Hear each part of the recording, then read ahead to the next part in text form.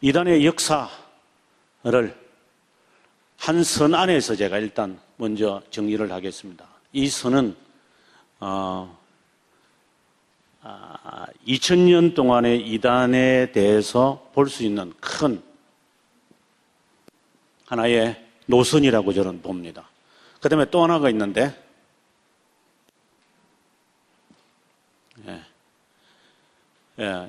저는 이 두 가지를 그어놓고 저는 이단의 역사를 이야기합니다. 먼저 이 중앙에 우리가 어거스틴주의라고 하겠습니다.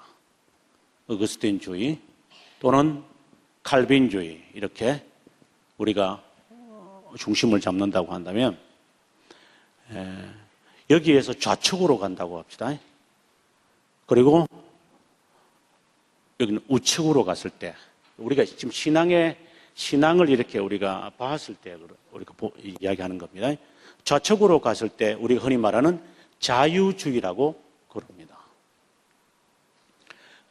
자유주의라고 하지만 신학적으로 또 다른 말로 말하면 소진이주의다, 이렇게 말합니다.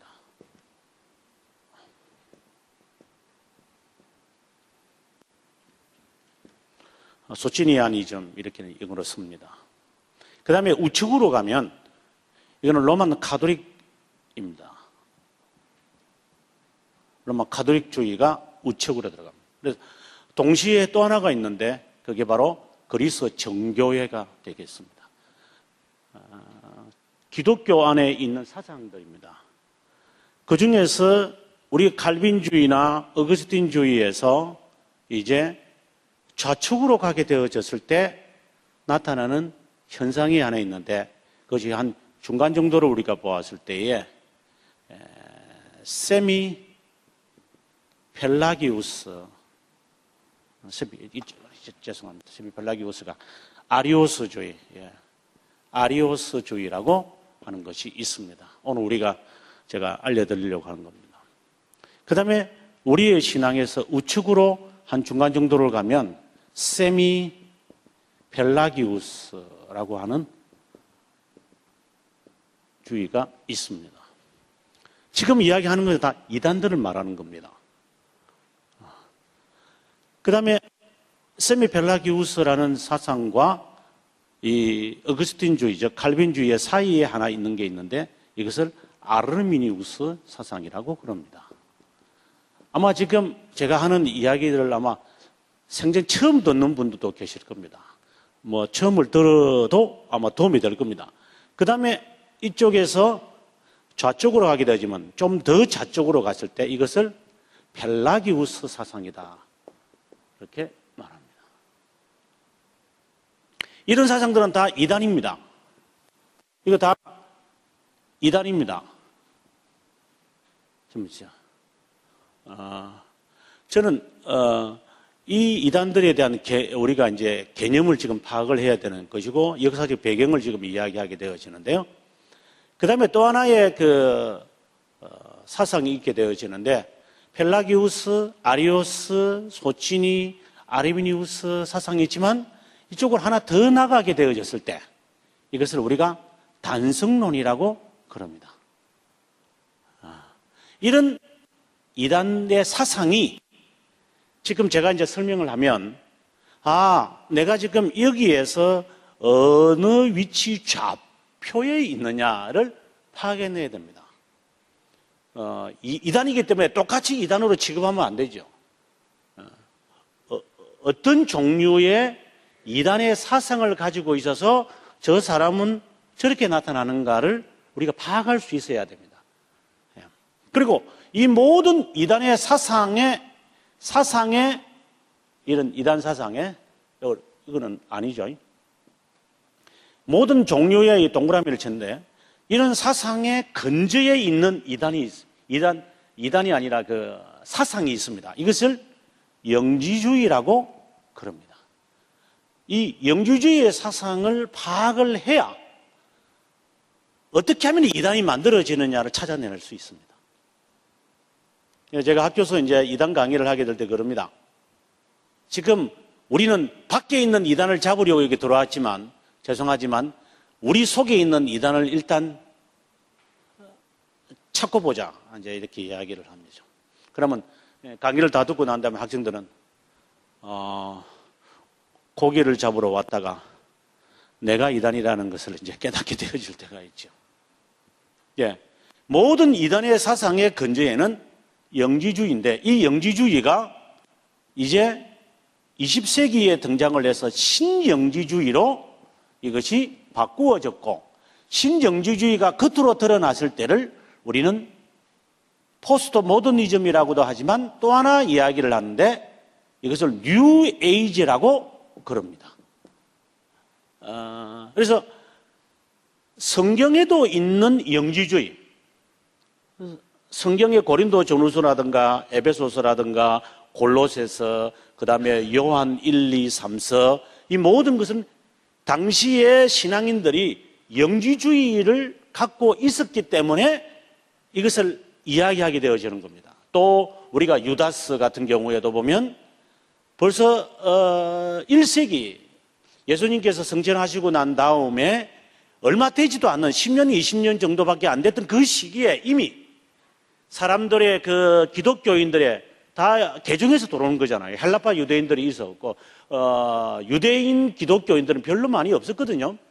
거의 다 헬라파 유대인들이었습니다. 바울을 유시해서 가서 전도를 하면서 자신의 문화와 철학과 그리스 철학과 이런 것에 다 뒤들려 있다가 개종을 했기 때문에 자신들이 가지고 있던 그 지배하고 있던 저희 나라 같으면 샤머니즘과 같은 이런 어떤 사상을 그대로 가지고 있는 채로 이 사람들이 기독교로 개종을 했기 때문에 그들을 지배하고 있던 사상이 있었는데 그 사상을 향하여서 에베소 교회나 골로새서 교회나 그리고 요한 1, 2, 3서나 그리고 유다서에서는 그것을 공격하는 거죠. 그래서 그 말씀들을 이해하려면 영지주의를 이해하게 되어야 한다 하는 그 이야기를 제가 또 할 것입니다. 할 수 있는 한 제가 이제 해보도록 하겠습니다. 그 다음, 요 밑에 있는 줄은 무엇이냐면 이것은 정통의 길이라고 보겠습니다. 정통. 이것이 가장 바른 신앙입니다.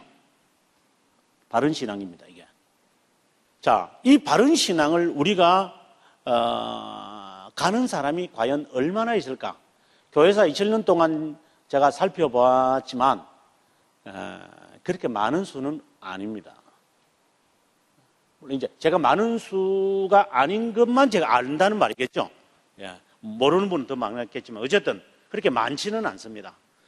그러나 이 도표를 보면 이해하기가 쉽습니다. 교회의 역사는 항상 업 아니면 다운, 아니면 업 아니면 다운이 됩니다. 그래서 요 위쪽으로 올라가게 되어지면은 초월적 신앙이라고 그럽니다. 초월적 신앙. 이 밑으로 내려오면은 내재적 신앙이라고 그럽니다. 이 정통에서 가능하다면은 가깝게 이렇게 포물선을 그리면서 서클을 하면서 가는 사람들이 있고, 그래서 우리 여기서 보면은 이게 자유주의나 소친이주의는 여기에 들어가 있는 거죠. 극단으로 치우친 거죠. 아리오사 같은 경우에는 요 정도로 하면 있겠죠. 이렇게 점선으로 되어 있겠죠. 그렇게 보시면 됩니다. 그 다음에 로만 카톨릭 같은 경우에는 그리스 종교에는 이게 초월적 신앙의 극치를 달리고 있는 거죠. 그다음에 세미펠라기오사 같은 경우는 이쪽에 해당되겠죠. 이렇게 보시면은 이 두 도표가 하나가 조화가 된다는 것을 아실 겁니다. 그래서 우리가 지금 바라는 성경적이고 역사적이고 가장 바른 신앙을 갈 때 어떤 사람은 이렇게 초월적 신앙으로 해서 직통계시죠. 우리 흔히 말하는 직통계시죠. 그냥 교회 생활만 열심히 하고 사회생활과 직장생활과 가정생활은 그냥 팽개치는 사람들, 이런 이상한 종류의 사람들이 생기는 거예요. 그 다음에 또 한쪽은 뭐냐면은 내가 그렇게 뜨겁게 신앙생활을 해서 뭘 하겠느냐고 하면서 사회운동을 주로 하면서 우리나라에 있는 그런 현상들처럼 교회와 국가를 이렇게 하나로 바라보면서 이 지상의 하나님의 나라를 이루어야 되겠다 하는 그 내재적 신앙을 가지고 있는 사람들이 있습니다. 그게 우리 흔히 말하는 자유주의자들이 있다는 겁니다. 자, 그러면은 나는 그러면 어디냐? 이제 그거는 우리 스스로가 발견하는 겁니다. 이제부터 제가 이 위치에서 나는 적어도 이런 위치에 있는 것인가, 내가 이 위치에 있는 것인가를 이제 제가 하나하나 요 설명을 하면서 스스로 정리하셔야 됩니다. 아, 나는 여기에 있는 거구나. 내가 지금 고혈압의 위치가 150대니까 약을 좀 먹어야 되겠구나. 스스로 판단하십시오. 그건 제가 모르는 거니까. 자, 오늘 우리가 교재를 보면, 자, 교재로 와서, 오늘 교재의 모든 내용이 이 안에 다 포함된 거죠.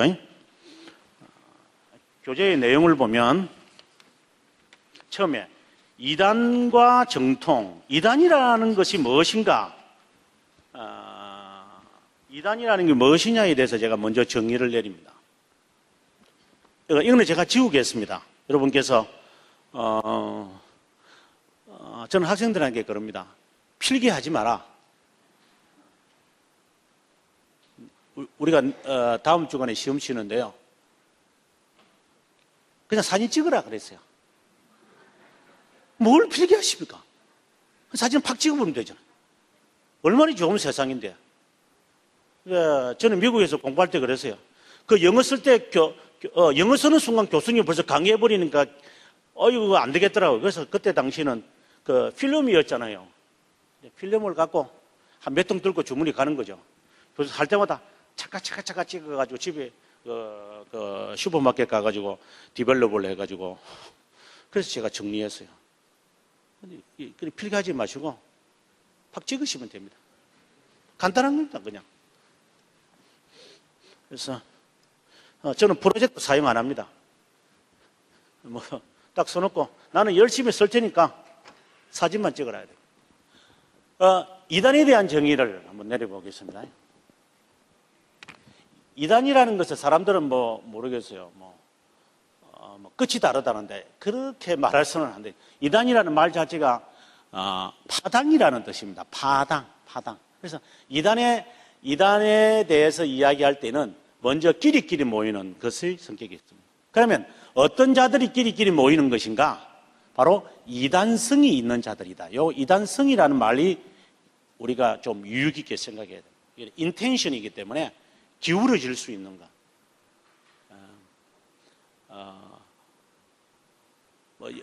여기 계시는 분도 마찬가지지만 누구든지 간에 제가 이렇게 질문 몇 번을 딱 하고 나면은 당신은 이단성이 있습니다.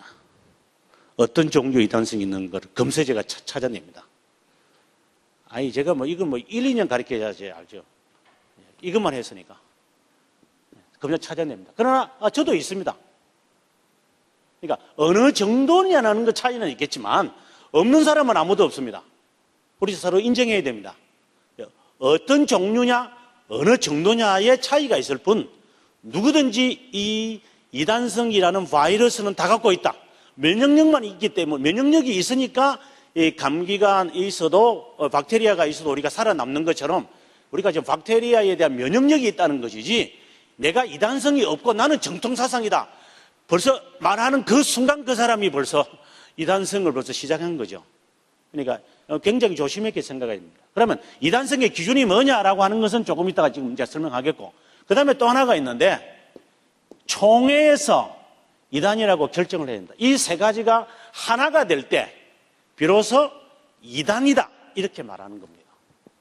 로만 가톨릭이 이단입니까? 그 말하면 안 되죠. 이단성이 있다는 거죠. 그러면 어떤 이단성이 있느냐고 말을 해야 되니까, 그다음부터는요. 그냥 무턱대고 성모 마리아 섬기니까, 성모 마리아 섬기는 것은 이단성이 아닙니다. 그래서 이단성의 기준이라는 게 있습니다. 그냥 우리하고 다르기 때문에 이단성이다 이렇게 말하는 것은 아니죠. 그래서 이단성의 기준이 있는 겁니다. 어디에 기준을 가지고 이러한 사람들이, 이러한 이단성을 가지고 있는 사람들은 누구든지 있지만 이 사람들이 혼자 있을 때는 모릅니다. 혼자 있을 때는 자기가 안 드러나지만 이 사람들이 이제 몰래 모임을 시작할 때 파당을 짓습니다. 그러면 그 사람은 일단 이단에 가깝게 시작합니다. 그러고 난 다음에 이것이 겉으로 드러나잖아요. 드러나서 교회가 위기를 알고 총회로 가서, 교회 몸이죠. 교회 몸, body of church. 그래서 교회가 이것을 지역교회를 말하는 게 아닙니다. 교회 전체 총회가 총회가 이단으로 정죄를 했을 때 그것은 무조건, 이거는 무조건입니다. 그는 지옥입니다. 신학자가 이단이라고 말하지도 못합니다. 그건 내 성향에 따라 다를 수 있으니까요. 노예가 하느냐, 노예도 못합니다. 뭐 한기총이 뭐 하거나, 한기총이 뭔데요? 한기총이 뭔데 한기총이 이단이라고 정죄합니까?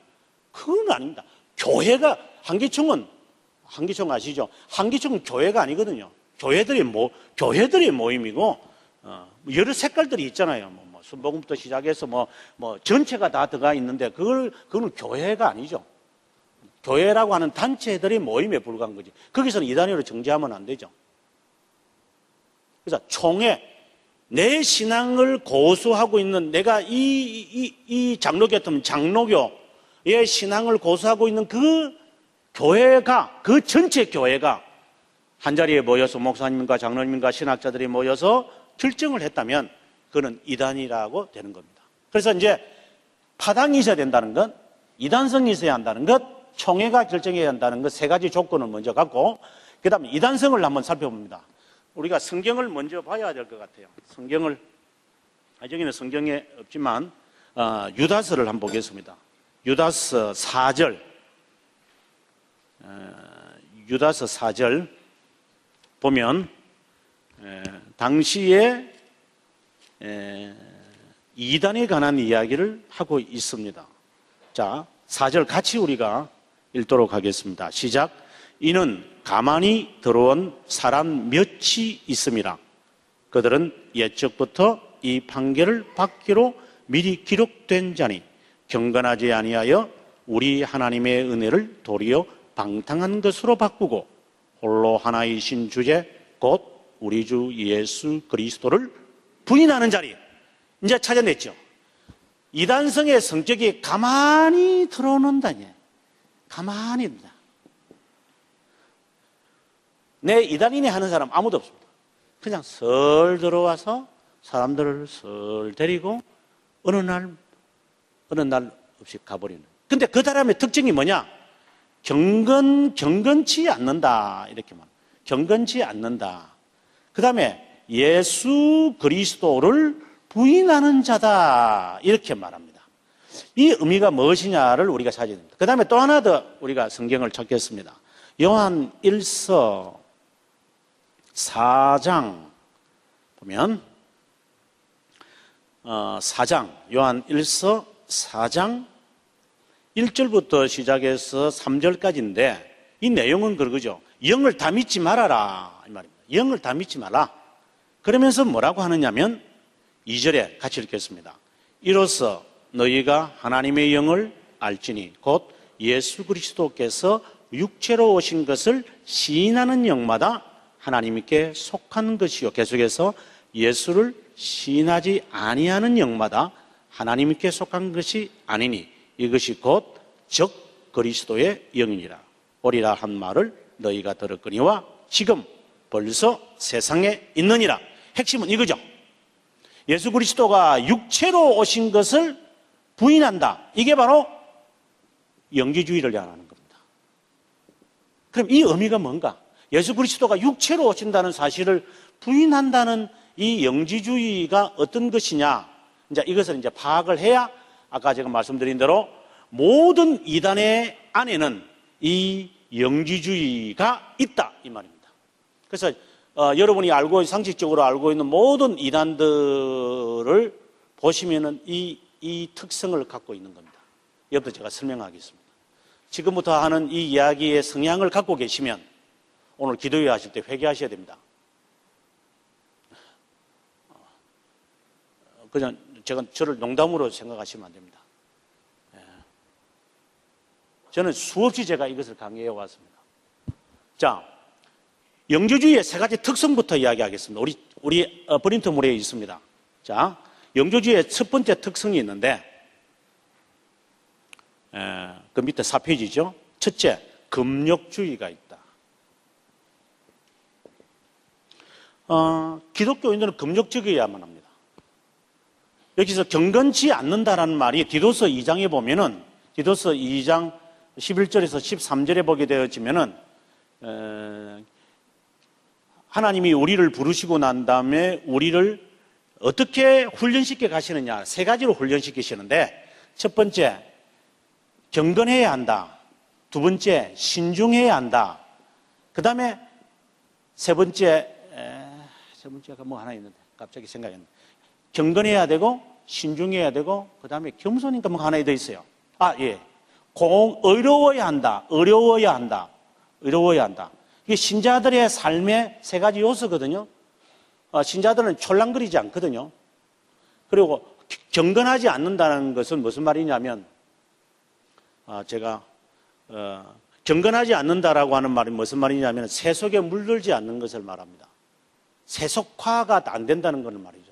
로마서 12장 2절에 보게 되어지면은, 너희가 이 세대를 본받지 말고 변화를 받아, 이렇게 말합니다. 이거는 기독교인의 헌장이거든요. 챕터입니다. 챕터. 이거 로마서 12장은 항상 마음에 외우고 살아야 됩니다. 우리 어릴 때 국민교육 헌장, 우리는 민족 중앙의 역사적 사명을 띠고 이 땅에 태어났다. 저는 열심히 외워가지고 우유 타먹었습니다. 그것처럼 기독교인들은 로마서 12장 1절부터 마지막 절까지를 항상 외워야 됩니다. 그 중에 하나가 뭐냐? 이 시대를 본받지 말고 라고 되어 있으니까, 그러면 이 시대를 본받지 않는다는 것은 무엇이냐는 것은 이제 그런 교회를 통해서 배우는 것이죠. 제가 측정하는 것이 아니라. 자, 그래서 경건치 않는 것은 그렇게 답을 찾으시고요. 그 다음에 신중하고 어렵다라고 하는 것도 나중에 이제 설교나 우리 목사님들을 통해서 답을 찾을 수 있는 것이고, 제가 할 수 있는 것은 이거죠. 예수 그리스도가 육체로 오신 것을 부인하는 자의 영주주의의 특징이 금욕주의다. 우리는 금욕적인 삶을 살아야 되는 것은 사실입니다. 어떤 것을 안 마셔야 되고 안 해야 됩니다. 제가 유학을 하면서 내가 하지 말아야 될 운동이 있었는데, 유학을 오신 되게 이제 지금은 다 교수님들이지만, 우리가 정말 하고 싶은 게임이 하나 있어. 그게 뭐냐? 골프였습니다. 그냥 막 중간에 하나 놓고 확 때리는 거, 이거. 한번 하고 싶었는데, 한 번 나가면 8시간이잖아요. 그래서 우리가 처음에 호기심으로 배우다가 다 그만뒀습니다. 이거 만약에 해가지고 한국 갔다가는 이게 쫓겨나갈 것 같아가지고. 제가 하지 말라는 것이 아니라 깊게 생각을 해봐야 될 필요가 있는 것입니다. 그 8시간 동안 골프 치는 동안에, 이건 상대적입니다. 이게 절대적인 기준이 아닙니다. 생각을 해봤을 때 이건 안 해야 되겠구나 하고, 아예 골프 쳐도 저에게 공짜로 줬지만 저하고는 상관없는 것 같아요. 안 맞는 것 같아요. 그 기나긴 시간을 나는 못하겠다는 생각이 드는 거죠. 그 개인마다 그런 거죠. 개인마다 그러한 세속화가 다르겠지만 정도가 금지해야 될 것이 있는 거죠. 세속화. 자, 그러나 금욕주의는 다르다. 이 금욕주의가 다르다라고 하는 것이 뭐냐면은, 이 안에 사상은 이원론이 있기 때문입니다. 육체는 악하고 영은 깨끗하다라고 하는 이 사상이 금욕주의 사상 안에 들어가 있습니다. 그래서 영이 육체를 지배한다고 생각을 합니다. 그래, 영이 깨끗해야 한다고 생각을 하는 거죠. 영이 깨끗하면 육체가 따라온다고 생각이 들기 때문에, 그래서 정신무장을 하면은 내 육체도 해낼 수 있다고. 하지만 슈퍼맨으로 나왔던 영화 배우가 어느 정도는 하지만은 그냥 죽는 거잖아요. 정신력으로 얼마나 버틸 수 있을까요? 그냥 하다가 한계를 느끼는 거잖아요. 저는 의지가 강하기 때문에 밤샘 하고 싶은데 그냥 눈 감고 있더라고요, 나중에는. 제가 40대까지는 안 그랬죠. 딱 눈 뜬다 하면은 새벽 3시까지도 하는데, 지금은 새벽 3시가 아니고 1시만 되면 그냥 가만히 그냥 책상에 앉은 채로 눈 감고 있는 거죠. 제 의지하고 전혀 상관이 없어요. 그냥 제 몸이 못 따라가는 거죠. 우리 알아야 됩니다. 영과 육은 조화를 이루며 살아간다라고 하는 것은 아리스토텔레스가 우리에게 말했던 무신론자의 주장에 불과한 것입니다. 영이 내 육체를 지배할 수 있다? 어느 정도지 전혀 같지 않습니다. 아무리 생각을 한다고 하더라도 어느 정도의 의지가 내 자신을 움직이지만 그 이상은 불가능합니다. 그래서 정신 차려라고 해도, 잠자지 말라 그래도 꼬잡아도 잠오는데 어떻게 해요? 그래서 내가 의지가 있는 사람은 잠자지 마라, 너 오늘 알았어. 그것도 잠 안 옵니까? 그러니까 영과 육은 분리되어 있다고 보셔야 되는 겁니다. 이건 할 말이 많지만 어쨌든. 그래서 영이 육체를 지배할 수 있다는 이 자체가 철학적 신앙이며 이 자체가 이원론적인 신앙이고 이게 영지주의의 발상입니다. 그래서 내 영혼이 잘된 같이 내가 범사가 잘되고 내가 강건하기를 축원하나이다 라고 하는 말씀을 오해하는 여의도에 있는 분하고 똑같은 이야기인 거죠. 그게 다 영지주의인 것입니다. 그래서 성경적인 것은 아니죠. 자, 그래서 육체를 제어하면 내 영이 맑아질 수 있다고 생각을 하는 거죠. 밀접한 관계가 되어 있다고 생각을 하기 때문에. 이것은 바로 금욕주의고 이원론이고 영지주의인 겁니다. 그 다음에 두 번째가 뭐냐면은 엘리트, 즉 카리스마입니다. 왜 카리스마를 사람들이 바꾸자 하는 것인가? 이 같은 원리에서 나오는 것인데 이것은 카리스마라는 거의 성격, 여기에 금욕적인 그 이원론보다 조금 다른 측면에서 말하는데 사람은 다른 사람이 받지 못한 신비한 것을 내가 받으면 사람은 우쭐하게 됩니다. 대체적으로 은사 많이 받은 사람들은 반말 잘합니다. 왔나? 예, 앉아. 너 마음에 근심 없는 사람이 오는 사람이 어디 있어요? 근심 있지? 그럼 40대가 오면은 자녀가 문제가 있을 거다. 맞습니다. 그 정도는 다 하죠. 뭐 10개 가운데 한 몇 개만 딱 하면은 딱 걸리죠. 50대가 오면은 남편의 문제가 있겠다. 예, 맞습니다. 아이고, 시집을 보내놨더니 힘들지. 예, 맞습니다. 되게 그 정도 하는 거거든요. 그래서 영계가 맑아가지고, 영계가 맑으면 자기를 제대로 못 보는 사람들이 무슨 영계가 맑다고 이야기해요. 그런 것은 어떤 사람들은 기도를 하면서 이라도 사람 눕혀놓고 암이 걸린 어떤 집사님을 제가 모시고 어느 교회 가가지고 어느 교회가 아니죠. 어느 장로님이 기도 능력이 있다고 해서 제가 누구라도 말은 안 하겠어요. 지금 목사가 되어 있더만 하여튼 기도를 하는데 사람 앉혀놓고 손을 가더라고요. 띵 배에 딱 멈추더만 교만이 가득 차가지고 회개를 안 했어 이렇다. 그러면 띵 가더만은 가슴에 또 오더만은 가슴에 품은 더러운 생각이 많구만. 나도 안 하겠어요. 무릎도 가가지고 무릎이 아프지. 그러더만 얼굴에 얼마나 많은 것을 덧붙여 놨는지 팔찌 뭐부터 손가락 반지도 한 서너 개씩 하고 이러니까 교만이 넘치는구나. 그 정도는 한 50평생 살다 보면 감은 잡히잖아 이게. 그래서 내가 마음에 집사님 다시 여기 오지 마세요. 좀 저 사람 조금 살쪽한 사람 같아요. 그래서 그다음부터 그분한테 가지 마라 그랬죠. 카리스마, 은사라는 것 우리가 다 아는 거지만 은사는 일시적입니다. 은사는 절대적으로 영속적인 게 아닙니다. 제가 학교에서 이렇게 무당학을 배운 적이 있습니다. 무당이 귀신을 접하기 위해서 산기도 가거든요. 산에 가서 이제 여성들은 귀신에 잘 들리기 때문에 이 여성들의 점장이는 그렇게 효력이 있지는 않습니다.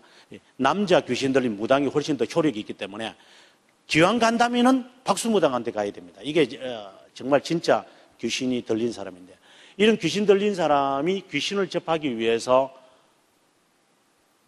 산에 가잖아요. 해가 달 밝은 밤에 가서 기도하죠. 우리 기도하는 거 똑같습니다, 여러분.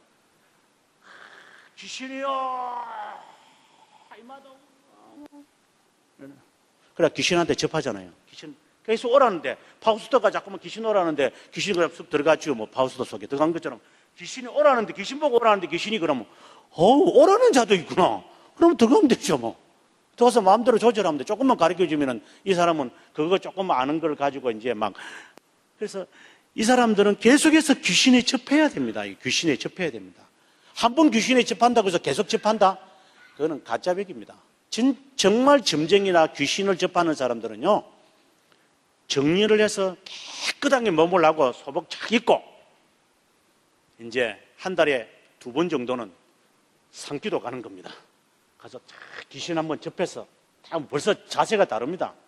이런 귀신도 제대로 귀신이 들린 데를 가야지, 그래, 들락말락한 귀신한테 가가지고 하는. 귀신이 한번 들리고 나는 것처럼 이 은사를 받는 사람들이 귀신을 받는, 여기 있는 대로 하나님의 영으로 받는 것인지 귀신을 받는 건지도 모르죠. 그것의 차이가 뭐냐? 벌써 이 사람들의 첫 번째가 엘리트 의식에 빠져 있는 겁니다.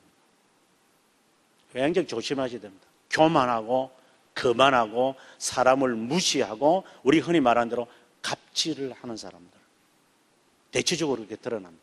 그러나 성령은 우리들에게 겸손을 말합니다. 사랑과 희락과 화평과 자비와 양성과 충성과 온유와 절제의 면이 없으면 성령의 역사는 아닙니다. 이 9가지의 면이 우리에게 동시에 있어야 합니다. 이게 굉장히 어려운 이야기입니다.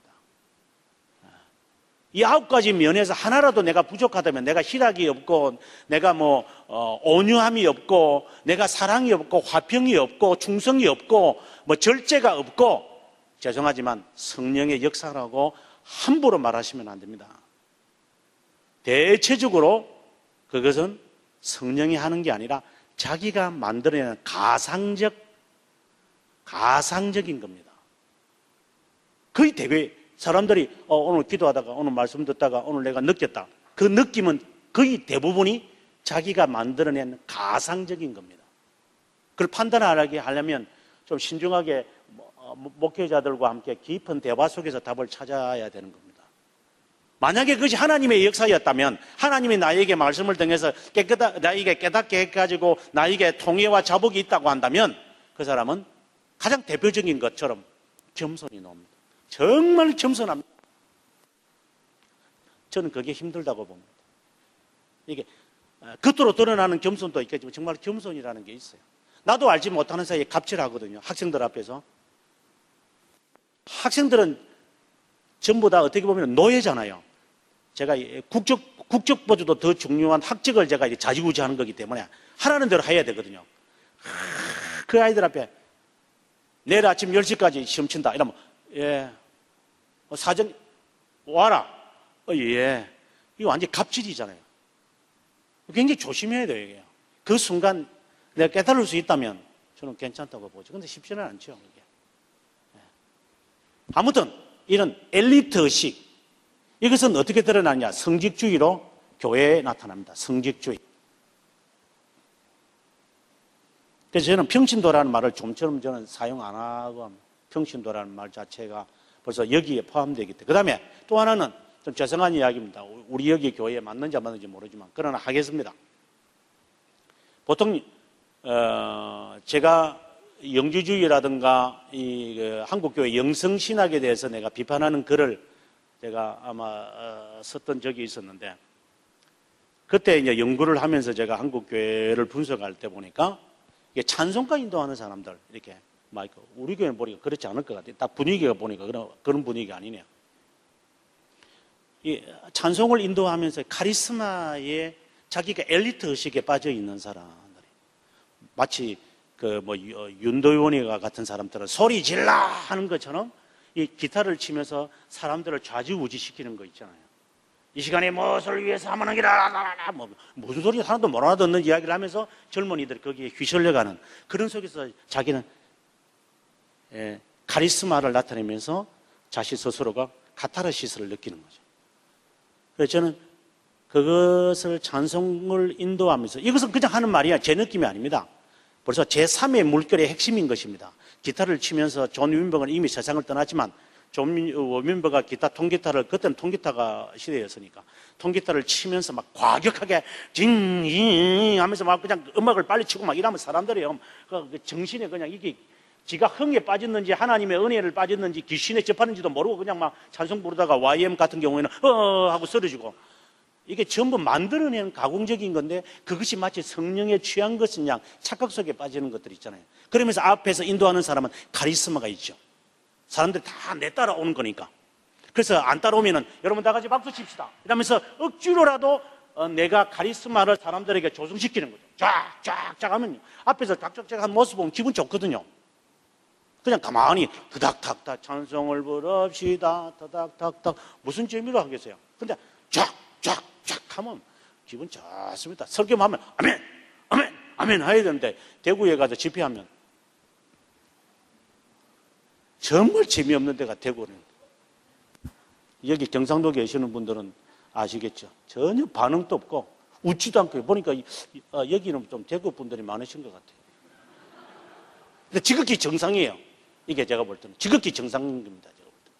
자, 그래서 이런 카리스마의 모습을 갖고 있다면 우리 스스로. 그 다음에 세 번째가 철학적이다. 철학적이고 상상적이다. 사변적이다. 이 말입니다. 객관적인 증거도 없이 마치 어떤 것을 상상해낸다. 그러면 어느 정도까지 상상해냈는가? 이러면 제가 그 상상의 내용을 이제 설명을 하겠습니다. 이 사람들이 하는 그 세계관이 있습니다. 그것이 방금 이야기했던 이 세 가지의 특성을 이제 만들어내는데 이 사람들은 이러한 충만이라고 하는 세상을 이 사람들은 생각합니다. 이게 상상이죠. 충만하다. 가득 찬 거.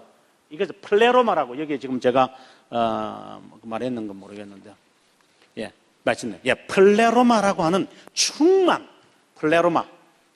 가득 차 있습니다. 그냥 제가 원어로 그랬을 뿐인데 그 중앙에 신이 있습니다. 지극의 선이인 신이 여기 있습니다.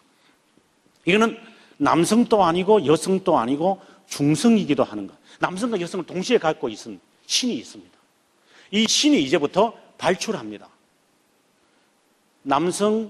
이게 남성과 여성이니까 남성의 이온과 여성의 이온을 발출해냅니다. 이게 짝을 만들어냅니다.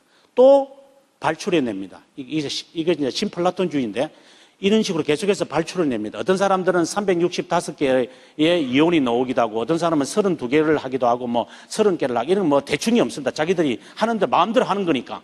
자, 이런 이온들을 만들어낸다 이 말이죠. 그러다가 제일 마지막에 소피아라고 하는 지혜라고 하는 이온을 만들어냈는데 이게 발출해내는 거죠. 뿜어내는 거죠. 이렇게 뿜어내는데 이 소피아라고 하는 이것은 짝이 없는 거예요. 그 소피아는 여성이거든요. 그러니까 이게 이제 짝이 필요한 거예요. 그래서 짝을 주지도 않았는데 지극신이 어디서 나해가지고 아들을 하나 낳아버렸어요. 아들을. 그 아들이 바로 조물주입니다. 조물주. 그러니까 이 지극신이 볼 때는 괘씸하잖아요.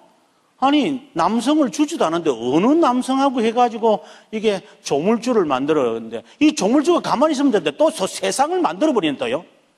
이게 구약에 있는 하나님이시죠. 이게 구약에 있는 하나님이 세상을 만들었죠.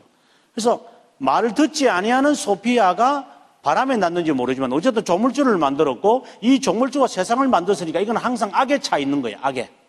여기에 또 사람들이 또 있는 거예요. 또 사람들이 이제 또. 자, 사람이 다 타락했습니다. 자, 그런데 이 사람들 안에 적어도 바람을 났든 잘못된 씨앗이 있든지 간에 이 충만이라고 하는 세상의 이온의 씨앗이 그래도 이 인간들 안에 하나씩 있다는 거예요. 요 씨앗이 있다는 거예요. 씨앗. 요 씨앗이 이제 이 나라를, 즉 충만이라고 하는 나라를 사모하는 겁니다. 근데 갈 방법이 있어야죠. 왜? 이 육체는 더럽기 때문에. 육체는 죄로 가득, 아까 우리가 이언론을 살폈습니다만은 이것을 벗어나는 방법 하나밖에 없는 거죠. 초자연적인 초월적 힘이 필요한 거죠. 이 힘이. 그럼 그 힘을 누가 갖다 주느냐? 요 이성과 진리라고 하는, 요 이성은 남성이고 진리는 여성이거든요. 여기에서 나오는 자녀가 있는데 그 자녀가 바로 예수입니다. 이 예수가 이제 세상에 오는 겁니다. 와서 그 예수가 어떻게 살아서 세상을 탈출시켜서 여기에 오는 길을 이 예수가 말해주는 거예요. 그러니까 당시에 기독교의 사람들은 이 이야기를 듣게 되시면 맞구나. 그 당시에 성경이 없었으니까. 성경은 있어도 많은 사람들이 읽지를 못하는 거잖아요. 그래서 그들이 접한 것은 뭐냐? 성경이 아니라 이런 영주주의자들이 만든 작품들을 읽으면서 기독교의 진리를 파악하고 있었던 거예요. 그래서 지금 아까 말씀드렸던 골로새서, 에베소라든가 요한 1, 2, 3서라든가 그다음에 유다서에서 지금 경고하는 거죠. 이미 이런 적 그리스도가 지금 있다고. 그러니까 영을 다 믿지 말라고 제발 이렇게 이야기하는 것이죠. 지금 제가 말하는 것은 이런 영주주의의 이 사상이 4세기 되면 사라집니다. 역사 속에 사라지고 맙니다. 그러다가 1945년에 앞서 제가 말씀드렸는데 1945년에 나그 함마디라고 하는 이 장소에서 영주주의 문서가 다발이 발견됩니다. 다발. 이 다발이 이제 번역되어졌죠. 그러면 근 1500년 동안 감추어져 있던 영주주의의 이 작품이 발견되면서 사람들은 이제부터 이 영주주의에 대해서 새롭게 연구하기에 이르렀는데 그때부터 등장했던 사상이 세상에서는 뉴에이지라지만 한국교회나 지금 기독교에 영향을 끼친 것은 관상신학이라는 것으로 들어오기 시작한 거죠. 제가 한국에 오니까 이 교회도 그렇고 저 교회도 그렇고 제가 이 교회를 말하는 게 아닙니다. 이 교회 저 교회 가서 강의를 할 때 보면 제가 열심히 이걸 강의를 해서 비판을 했거든요. 근데 그 목사님이 헨리 나우엔의 책을 교회에 필독서로 읽힌 거예요. 저는 열심히 전 모르고 그냥 계속 비판하고 영성주의다, 그냥 단성론이다, 관상신이다, 열배 하고 난 다음에 저는 3일 동안 강의하기로 계획을 잡았는데 그 다음날 교수님 안 오셔도 되겠습니다. 제가 알았죠. 한국 교회에 뿌리 깊은 나무처럼 박혀 있는 거구나. 모르는 거구나, 이제 사람들이. 이게 관상이라는 것을 통해서 우리들에게 내가 하나님이 될 수 있다. 내가 신의 영역에 들어갈 수 있다. 내가 내 자신에게서 벗어나서 탈세해서 내가 신의 어떤 영역으로 들어가서 세상을 내다보려고 한다. 이런 어떠한 카리스마의 이것을 즐기는 이런 관상. 마치 그것이 요가처럼 세상에 있는 세속 문화가 교회에 슬쩍 들어와 가지고 불교에서 말하는 선이나 기독교에서 말하는 상기도나 이것이 그냥 유사하게 과거에는 중세시대에는 이런 것도 있었습니다. 스노우링 프레이어라 이래가지고 코 고는 것. 이러면. 그러면 들어가면서 성령을 받아들이는 겁니다. 그러니까 크게 들이셔야 됩니다. 들이시고 또 내쉴 때는 또 죄를 뽑아내야 되니까 이렇게 하면서 수도사들도 있었습니다. 이제 교회 역사에 보면 이상한 종류들의 신앙인들이 많이 있었습니다. 그래서 굉장히 조심해야 됩니다, 이런 부분. 그래서 여기에 있는 사람들이 씨앗이 있는데 이 씨앗은 이 충만이라고 하는 이 세상, 이거는 어디 있는지도 모르죠. 그냥 상상의 세계죠. 상상의 세계예요. 어디 있는 것도 없어요. 그냥 상상의 세계인데 이것에 대해 염원하는 마음이 있다. 이것이 육체에 갇혀져 있으니까 혼자 생활하지 못하니까 이제 예수가 세상에 와서, 그러니까 이들의 이성과 진리의 자녀인 예수가 와서 이들에게 영지, 신비로운 지식을 제공함으로 그 지식을 가지고 가놔야 되는데 그 지식만 가지고서는 이 씨앗이 꽃이 필 수 없으니까 이제 초월적 능력이 필요한다, 이 말입니다. 그래서 카리스마가 필요한 거죠. 하나님 내 힘으로 할 수 없습니다. 하나님 저에게 능력 주셔야 됩니다. 아버지여 하면서 하나님 앞에서 내 영이 능력을 받기 위해 하나님 앞에 기도합니다. 보통 보면 이제 사람들은 그런 게 기도하죠. 기도 조금 열심히 하시면 다는 아니겠지만 그런 분 보면 기도를 보면 뭔가 차력하시는 것처럼 기도하시잖아요. 하면서 굉장히 그 눈에 힘을 주시면서 토끼 눈처럼 해가지고 하면서 뭔가를 바라보면서 성령을 지금 직통으로 계시받는 것처럼 마치 그 빠삐용이란다. 뽀빠이가 힘을 얻는 것처럼 하면서 인상을 그리면서 찬송을 부르도 능력을 받는 것처럼 이렇게 하시는 분들이 많죠. 굉장히 조심하셔야 됩니다. 물론 그렇게 해서 능력을 받으시는 분도 혹 있겠지만 대부분은 아니기 때문에. 근데 그렇게 해요. 그게 잘못인지 잘하는지 모르고 그냥 앞에서 하라니까 사람들은 하는 거예요. 그냥 그게. 제가 또 한국교회에 와가지고 또 놀랬던 게, 제가 한국교회 왔다는 말은 16년 전을 말하는 겁니다. 놀라운 사실 가운데 뭐 또 이 교회에서 또 하기 때문에 또 이 말 했다가 다음부터 또 쫓겨나는지 아닌지 모르겠지만, 저는 할 말은 해야죠. 저는 교회들마다, 저희 교단이지만, 교회들마다 가다 삼창 기도 안 하는 교회 저는 찾아보기가 쉽지 않았어요. 주의 삼창은 그 이사야서의 말씀에 나오는 그 순복음들이 만들어낸 거잖아요. 주여 3번을 불러라 이래서 3번 부른다고. 근데 이제 그걸 좀 체면 차리도 요즘 한 번만 하더라고요. 주여! 성경에 주여 하는 자마다 아버지께로 이렇게 온 자가 아니라고 말하니까 한 번 하고 그만두는 것 같아요, 이제는 또. 이제 좀 있으면 웃으시겠죠? 굉장히 조심해야 되는 거죠. 그렇게 해서 뭔가 내 영이 힘을 얻으면 육체가 힘을 얻는다. 이런 식으로의 삶은 다 영지주의의 성격에서의 삶에서 이것이 나타나는 하나의 부스러기에 불과한 것이다. 이렇게 보셔야 됩니다. 그러니까 우리의 몸 전체에 이 바이러스가 다 가득 차 있다고 보셔야 됩니다. 뽑아내려면 부항을 떠야 됐을 겁니다. 자, 그 다음에 또 하나 더. 초월적인 능력만 있어야 되는 것이 아니라 금욕도 해야 된다는 거죠. 왜? 육체가 욕심이 많이 가득 차 있으니까. 그래서 육체를 제어해야 된다 하는 이 3가지의 특징이 이 세계관에서 흘러나오는 것도. 그러면 이것이 어떻게 기독교에 들어가서 이제 신앙 하나하나를 이제 좀 묻기 시작했는가를 이제 한번 살피도록 하겠습니다. 자, 그 첫 번째 이단이, 그 다음에 보시면, 앞부분에 보겠습니다. 4페이지에 보면, 이단에 대한 정죄라고 해서 이단의 종류를 제가 마련해놨는데, 그 도표를 제가 그렸기 때문에 도표를 생각하시면 아마 이 이단의 내용들, 그리고 이 이단들의 사상의 하나를 이제 여러분들께서 개념 파악을 아마 쉽지 않았겠지만, 먼저 제가 한번 읽어보겠습니다. 아리오스주의, 오늘 제가 설명을 지금 하겠습니다. 펠라기우스주의, 할 수 있으면 좋겠습니다. 카타르는, 이건 중세시대의 이단입니다. 이게 이원론입니다. 이원론. 알비파라고 하는 것은 카타르라는 이단이 알비라고 하는 장소에 거주해서 알비파다, 이렇게 말합니다. 이 카타르가 어디서 왔느냐 하면,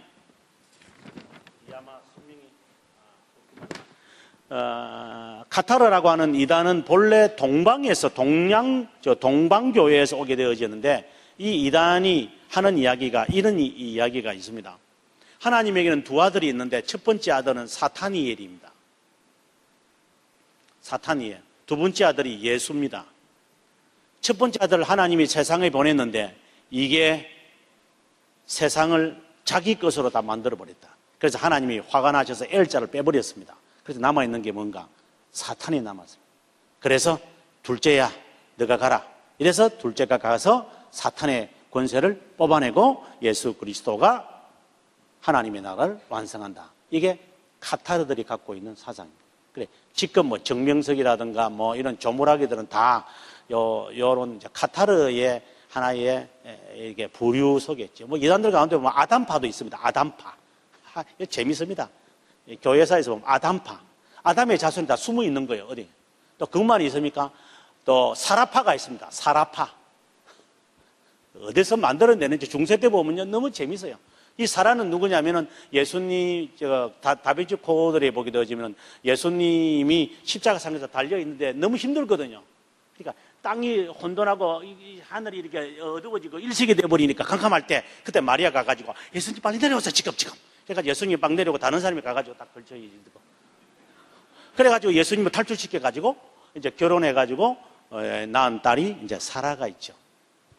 그러니까 사라파가 있는 거예요.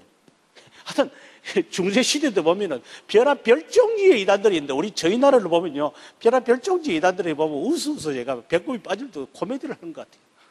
얼마나 이단들의 특징 하얀색 입고 나오잖아요. 그것도 선조들처럼 이렇게 발도 안 뛴다, 이렇게 그냥 이렇게 그래. 얼마나 웃어지. 코미디가, 그런 코미디가 없잖아요. 개콘에 보면 잘 나오더라고요, 보니까요.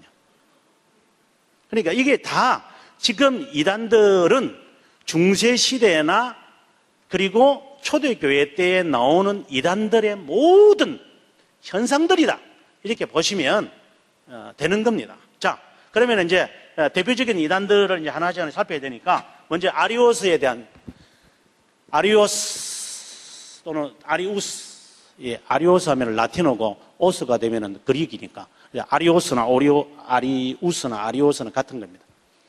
이 아리우스는 다른 말로 한다면은 삼위일체 이단입니다. 삼위일체 이단. 이단 가운데서 삼위일체, 반삼위일체 이단이 대이단이라고 그럽니다. 대이단. 아치 헤레틱이라고 그럽니다. 그래서 모든 이단성이 있는 사람들을 찾아낼 때 이 삼위일체라고 하는 리트머스 종이를 갖다 대면 대부분이 pH가 드러납니다. 이제부터 점검하셔야 됩니다.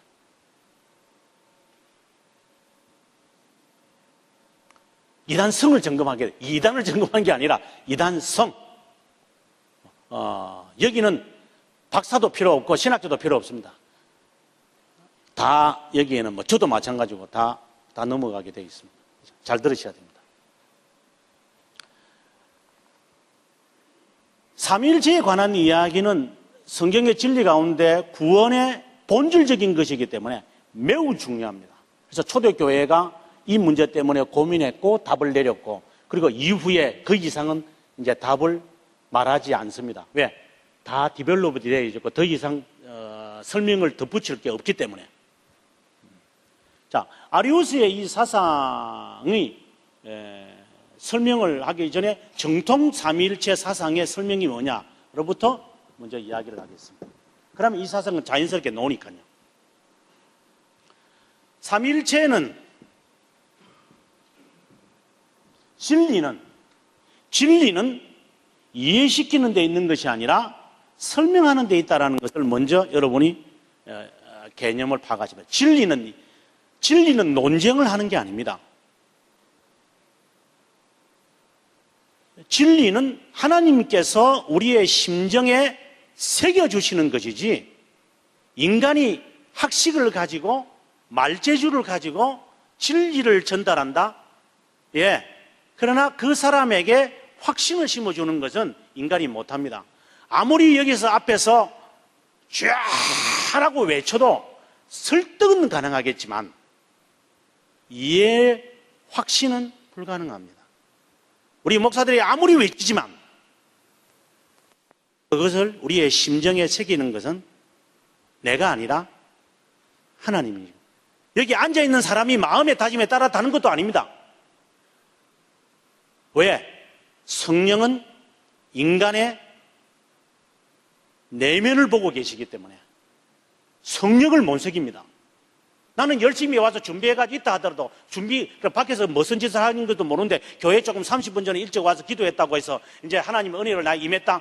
그렇게 하나님을 가볍게 보시기 때문에 문제가 되는 겁니다.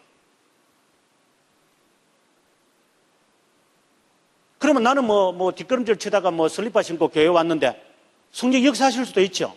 그건 모르는 겁니다. 성령이 비밀로 역사하시기 때문에. 술 취한 사람이 앉아있어도 성령이 역사하실 수도 있죠. 술 취한 한 사람이 나중에 신학생이 돼가지고 나중에 막 이야기하더라고. 자기가 너무 힘들어가지고 술 먹고 금요 기도 때 왔는데 사람들마다 저 귀신 덩어리가 와가지고 금요일마다 와가지고 기도한다고 한다고. 술 냄새 막 풍기니까. 자기가 다 들었대요. 그러나 자기는 너무 힘들어서 술 마셨는데.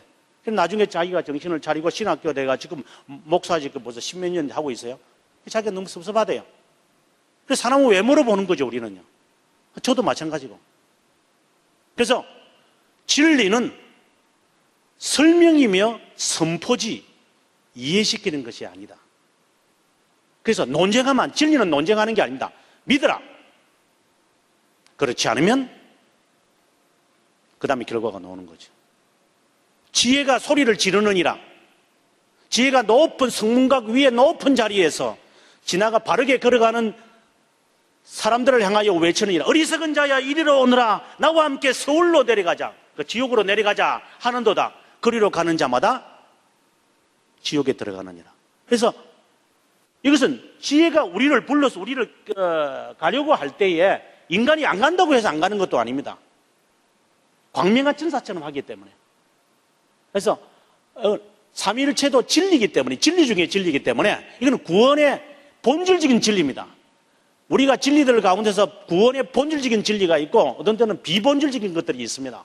그것은 싸워야 할 이유가 될 수도 있지만 본질적인 문제는 싸우는 게 아닙니다. 그래서 첫 번째, 이해한다. 그 다음에 두 번째, 이단성의 기준이 된다. 내 스스로의 신앙을 이제부터 점검해야 됩니다. 내가 무엇이 부족하냐? 나는 왜 이렇게 40년, 50년 동안 신앙생활을 해도 요 모양이냐? 이제 스스로 판단해야 됩니다. 그 기준은 어디서 기준을 찾는 겁니까? 하나님의 말씀을 통하여 나타난 하나님의 성품, 하나님의 속성 앞에서 나타난 내 자신을 바라보면서 내 자신의 좌표를 정하는 것이죠. 그래서 이단의 기준을 알아내는 나의 좌표를 알아내는 것입니다. 자, 먼저 우리가 문제가 되어지는 거죠. 첫 번째 보게 되어지면은 하나님은 항상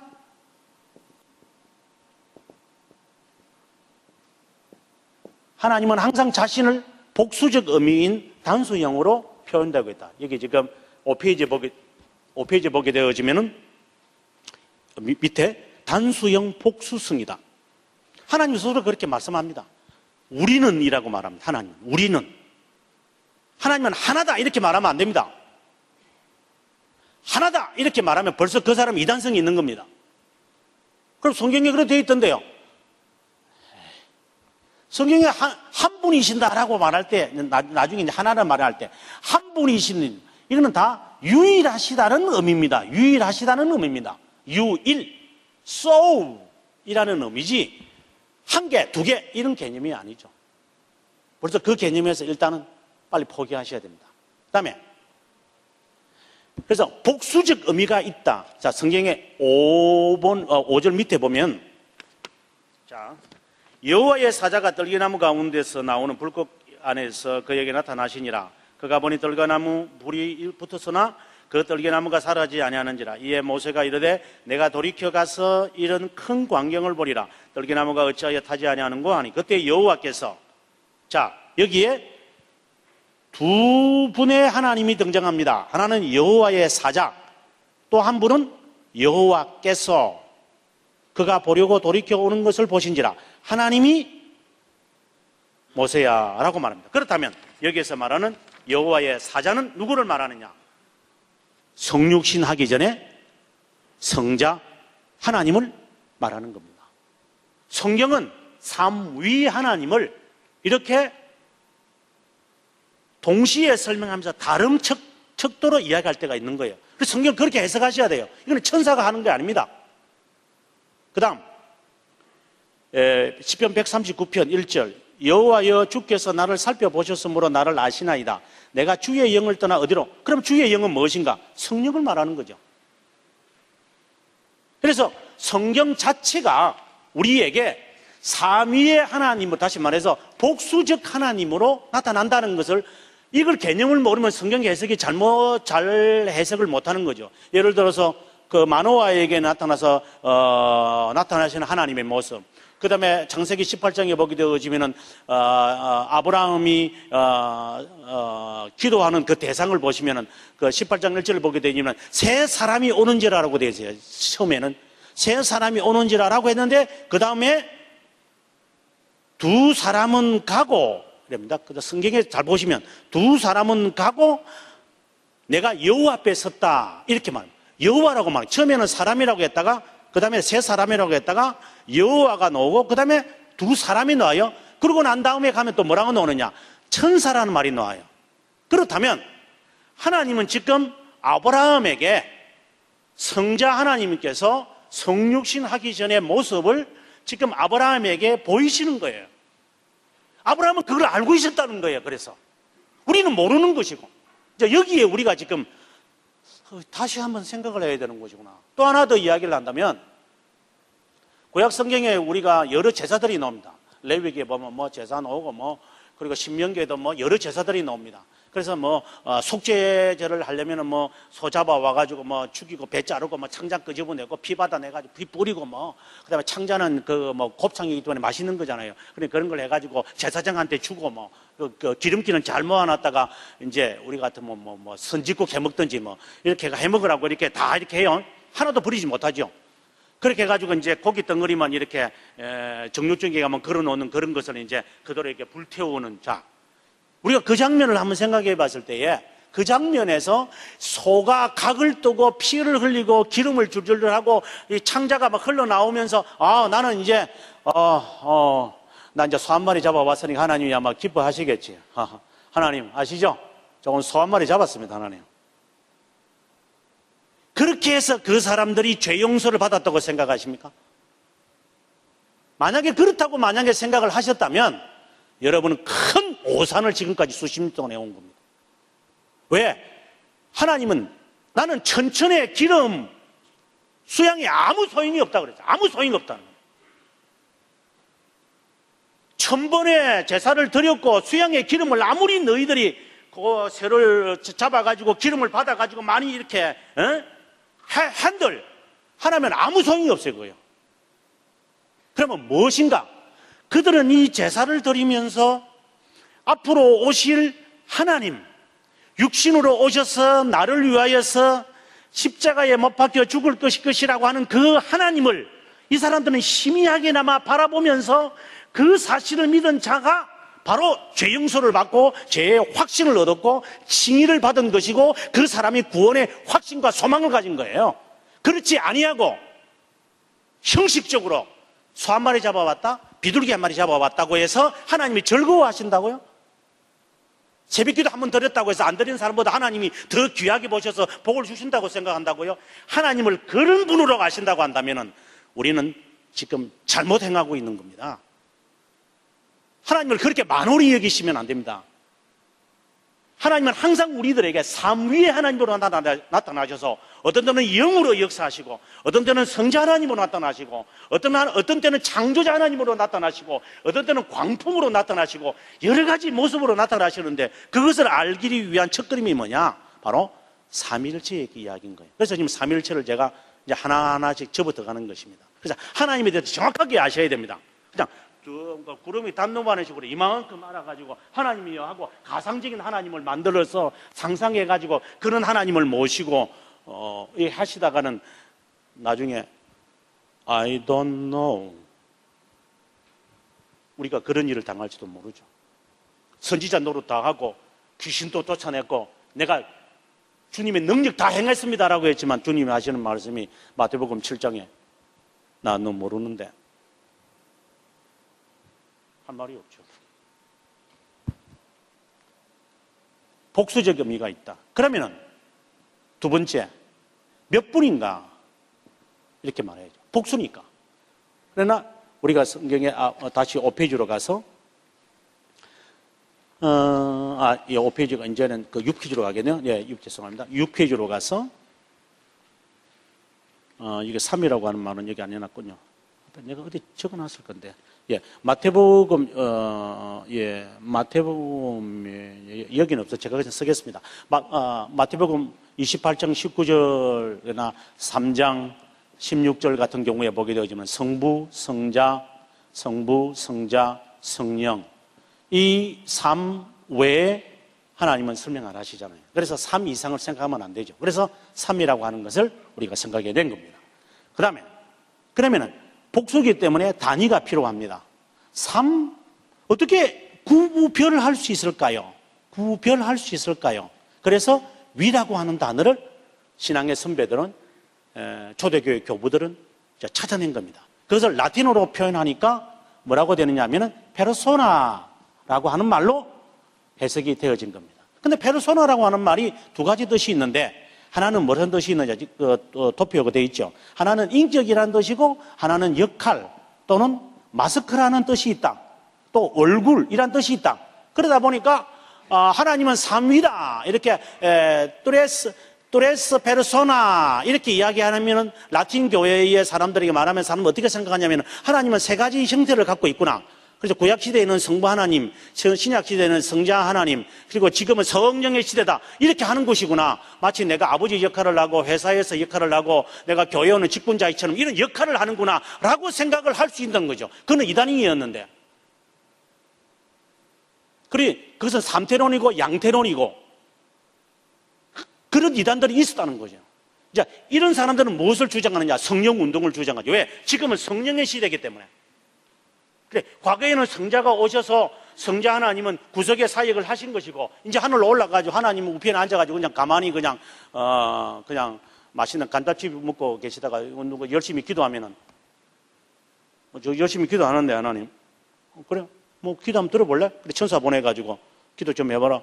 네. 결제합시다 하나님. 그래, 사인. 천사야, 가서 실행하라. 이런 식으로 생각할 수도 있는 것이죠. 그게 바로 성령을 주장하는, 즉 은사주의를 주장하는 자들이 다 지금 그런 행동들을 하고 있는 거잖아요. 자기들이 마치 성령을 무슨 새롭게 디벨롭한 것이고 삼위가 언제든 지금도 역사하고 계시는 거예요. 이렇게 생각하시면 안 됩니다.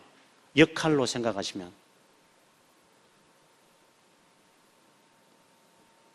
그 다음에 또 하나의 뜻은 인격이라는 뜻이죠. 인격. 근데 이 뜻이 무엇인지 이게 헷갈리는 거예요. 칼빈 선생은 그러거든요. 기독교 강요에서 하나님은 사람을 인격을 본다 그래요. 사람은 어피어런스를 보지만, 외모를 보지만 하나님은 인격을 본다. 그럼 인격이 뭔가? 이렇게 말하면 이게 이제 답이 많이 들어가야 돼요. 그래서 헬라어를 쓰는 이제 신앙의 선배들이 이렇게 해가지고 헷갈려서 안 되겠다. 그래서 찾아낸 단어가 있는데 그 단어가 바로 히포스타시스. 이걸 영어화를 하면은 히포스타시스. 이거는 영어 그대로 나오죠. 영어 사전 찾아보면은 위격이라는 단어로 해석이 됩니다. 히포스타시스. 그럼 이 뜻이 뭔가? 페르소나하고 같은 단어인데 헬라어에서는 히포스타시스라고 한대요. 이 히포스타시스는 본래 이 뜻이 무엇이냐 찾으면 됩니다. 이 본래 뜻이 무엇이냐? 이것이 특성이라고 하는 뜻입니다. 특성. 그러면 여기에 대입시키면 하나님은 구별된 새 특성을 지니고 계신다. 이렇게 말하는 거죠. 삼위 하나님을. 그러면 이거 잘 이해가 안 된다. 그럼 성경 한번 더 찾아야 되죠. 히브리서 11장 1절에 보게 되어지면 우리가 잘 알고 있는 성경입니다. 믿음은 바라는 것들의 그렇죠. 실상입니다. 이 실상이라는 게 바로 히포스타시스입니다. 그러면 그 말씀을 어떻게 해석하느냐? 믿음의 특성은 소망이다. 이렇게 해석하시는 겁니다. 믿음이라는 독특한 성격이 있는데 그게 영어로 말하면 프로퍼티라고 그러는데 프로퍼티가 재산이라는 말이죠. 프로퍼티가 있는데 그것은 뭐냐? 소망이라는 거예요. 소망. 그래서 믿음은 절대로 never give up. 절대로 포기 안 합니다. 내가 불 속에라도 들어가서 불 속에 들어갈지라도 내가 물 속에 들어갈지라도 이 하나님에 대한 내 이 믿음은 소망은 절대 안 돼. 그래서 이것은 칼빈 선생은 하는 말은 이것이 같이 간다. 바퀴 두 바퀴와 같아 이 말이에요.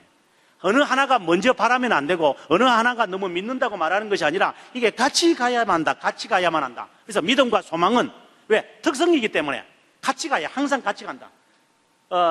믿음이 있는다고 하면서 실망을 하는 사람 막 그냥 좌절하고 넘어져. No. 그건 믿음이 없다는 것이죠. 믿음이 없다기보다 믿음이 약해졌다는 것이죠. 소망이 시들어지기 때문에. 그것처럼 믿음의 특성은 소망이다.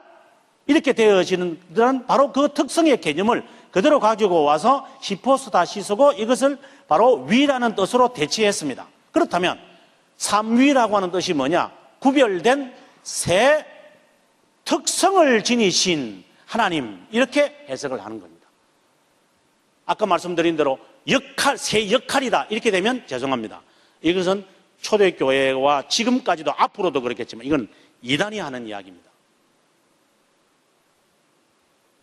그렇게 설명을 하셨다면 몰라서 하셨기 때문에 다행이죠. 알면서도 그렇게 하시면 안 되죠. 이건 제가 뭐 이단으로 했다고 해서 이단 되고 안 되고 아닌가? 아니니까요. 이건 교회가 아까 그랬잖아요. 총회가, 교회가, 전체 교회가, 기독교라는 교회가 이단이라고 하는 거니까, 여기서 저한테 불만하지 마세요. 나중에 하나님 앞에 가서면 판단할 거니까. 그 다음에 네 번째, 일체라는 뜻이 뭔가, 여기에 지금 일체라는 것을 한번 보겠습니다. 하나됨이다. 그 중에 그 위라고 하는 말을 이제 해줘야 되겠는데, 그 라틴어로 substantia 그 위에, 일체 위에 보면은, 그 다음에 subsistentia라고 하는 말이 나옵니다. 지금 이건 좀 어려운 말인데 그래도 좀 설명하고 가겠습니다. 영어에서 존재를 이야기하게 될 때, 존재를 이야기하게 될 때 substance 이야기를 하고, 그 다음에 subsistence 이렇게 두 단어가 있습니다. 요 substance라고 한다는 요 단어와 subsistance라고 하는 단어는 다릅니다. 이것은 본체라고 하는 단어고, 이거는 본질이라고 하는 단어. 이거는 에센스하고 같습니다. 에센스하고 같습니다. 이거는 reality, 실제라는 말입니다. 실제. 그래서 실상이여라고 왜 히브리서 11장 1절에 했느냐? 바로 이걸 말하기 때문에 실제다. 그래서 믿음의 실제는 바라는 거다. 이렇게 말하는 것이죠. 우리말은 그래요. 실상이라고 되어 있어요. 실상이 바로 subsistance거든요. 이 subsistance라는 말이나 substance라는 말이나 다 본이라고 하는 말이 들어가는데, 이것은 존재라는 뜻입니다. 다 존재. 이 존재는 독특한 존재고, 이거는 공통적인 존재입니다. 공통적. 바로 이것이 바로 일체에 해당되고, 그리고 subsistance라는 것은 바로 특성에 해당되어지는 겁니다. 그래서 하나님은 세 subsistance를 갖고 계시고, 하나된 substance를 갖고 계신다. 이렇게 보시는 거죠. 그러면 우리는 전부 substance가 다 있죠. substance 다 가지고 있습니다. 인간이라면 적어도 이 정도 살아야 한다. substance가 있거든요. 본질이. 그 다음에 subsistance는 나만이 가지고 있는 특성이 있는 거예요. 그런 누구도 가질 수 없는 나 자신의 존재, 가치, subsistance가 있는 거예요. 바로 그 존재의 가치 있는 바로 그 존재가 하나님에게는 셋이 계신다고 말하는 거죠. 그게 바로 성부고 성자고 성령이라는 거예요. 나는 하나밖에 없는데 하나님은 세 본체, 실제가 특성이 하나님은 삼위로 존재하시는 것이죠. 이게 이제 우리가 이해를 못하죠. 나도 나를 이해 못하는데 어떻게 새 존재에 계시는 분을 이해하겠다고 덤벼든다는 자체가 하지 말지요. 그냥 머리가 아파서 안 돼요. 그러니까 포기하는 거예요. 그냥 계신다라고 하는 것이 중요한 거죠. 그 다음에 일체에 이야기, 이거 서브스탄스하고 연관되니까. 일체라고 하는 것은 하나됨이다라고 하는 뜻으로 받아들여라. 하나됨. 하나라고 하는 개념이 아니다. 이 말을 제가 여기서 하는 겁니다. 하나됨이라는 뜻이다. 영어로 하면은 unity 또는 oneness다. oneness 또는 unity. 그렇다면 어떤 면에서 영어로 말하면 이 terms with 이거 어떤 면에서 세 특성이 성부, 성자, 성령이 하나됨입니까? 동일하십니까? 영어로 말하면 또 말하면 한자로 말하면 동일하십니까? 이렇게 말. 그게 바로 서브스탄스에서 동일하다 이 말이에요. 그래, 인간들이 가지고 있는 존재가 있는데 그것은 인간이라는 존재죠. 이건 해야 된다, 하지 말아야 한다. 인간이라면 가지고 있는 존재의 가치가 있는 거죠. 우리는 그것처럼 삼위의 하나님이 동일하게 갖고 계시는 위가 한 위가 갖고 계시는 그 본질이 있어요. 그 성격이 있어요. 그게 바로 뭐냐? 여기서 일체라고 그러는 거예요.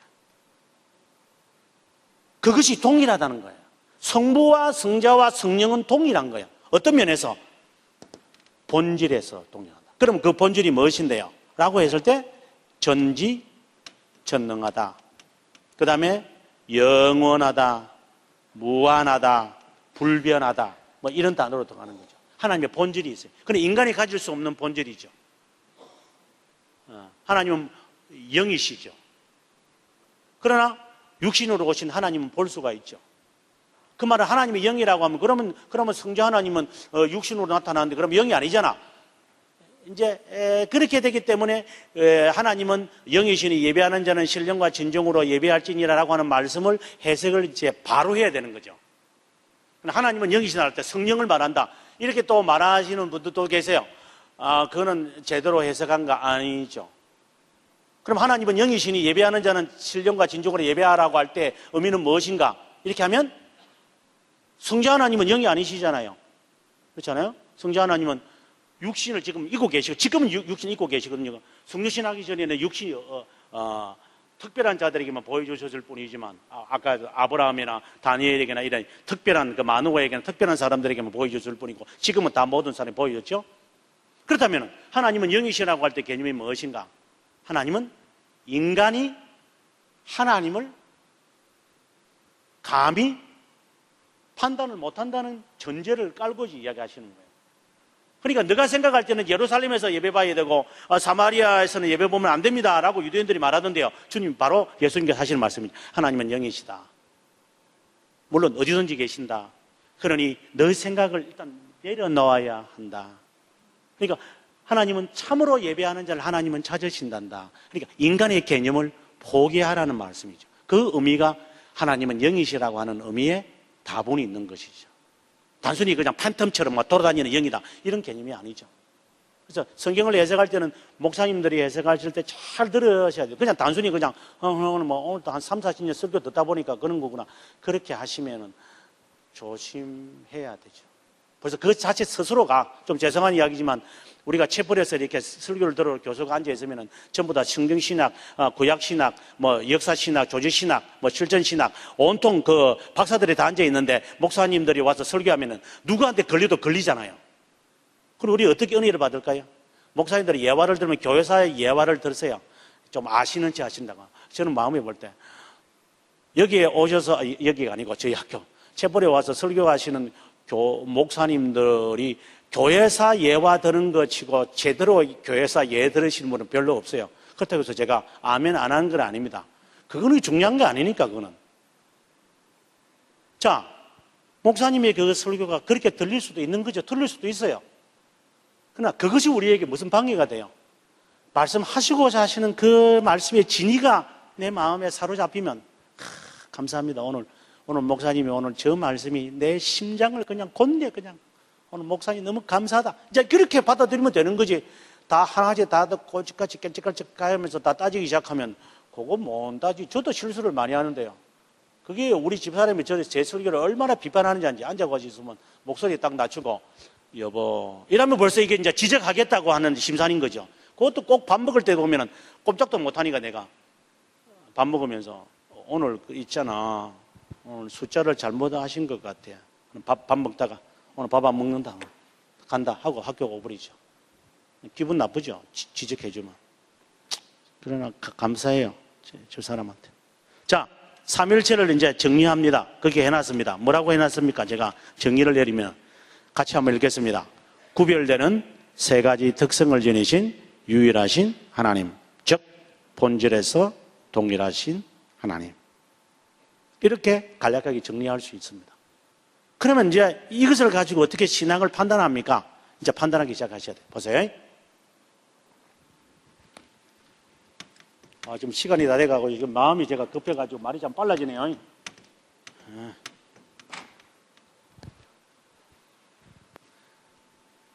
특성이라 그랬죠, 제가. 그러면 삼위 하나님이 구별된 특성을 지금 갖고 계세요. 구별된 특성을 갖고 계세요. 삼위가 어떤 특성입니까? 성부의 특성이 있다, 성자의 특성이 있다, 성령의 특성이 있다, 이렇게 이제 이야기를 해요. 성부의 특성이 왜 성부라고 우리가 명합니까? 성경에 아버지라고 하셨었죠. 그러면 이 성부를 뭐라고 표현하냐면 우리는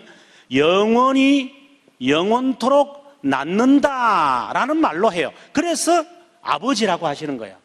남자가 아버지니까 여자가 있겠네, 엄마가 있겠어, 아버지니까 그렇게 하면 이게 이제 이단성이 있는 거예요. 이제 이것을 하나님의 특성을 우리가 지금 육신적으로 생각하는 것처럼 남자 여자로 생각하는 이 자체가 벌써 잘못된 거죠. 특성을 어떻게 남자 여자로 생각해요?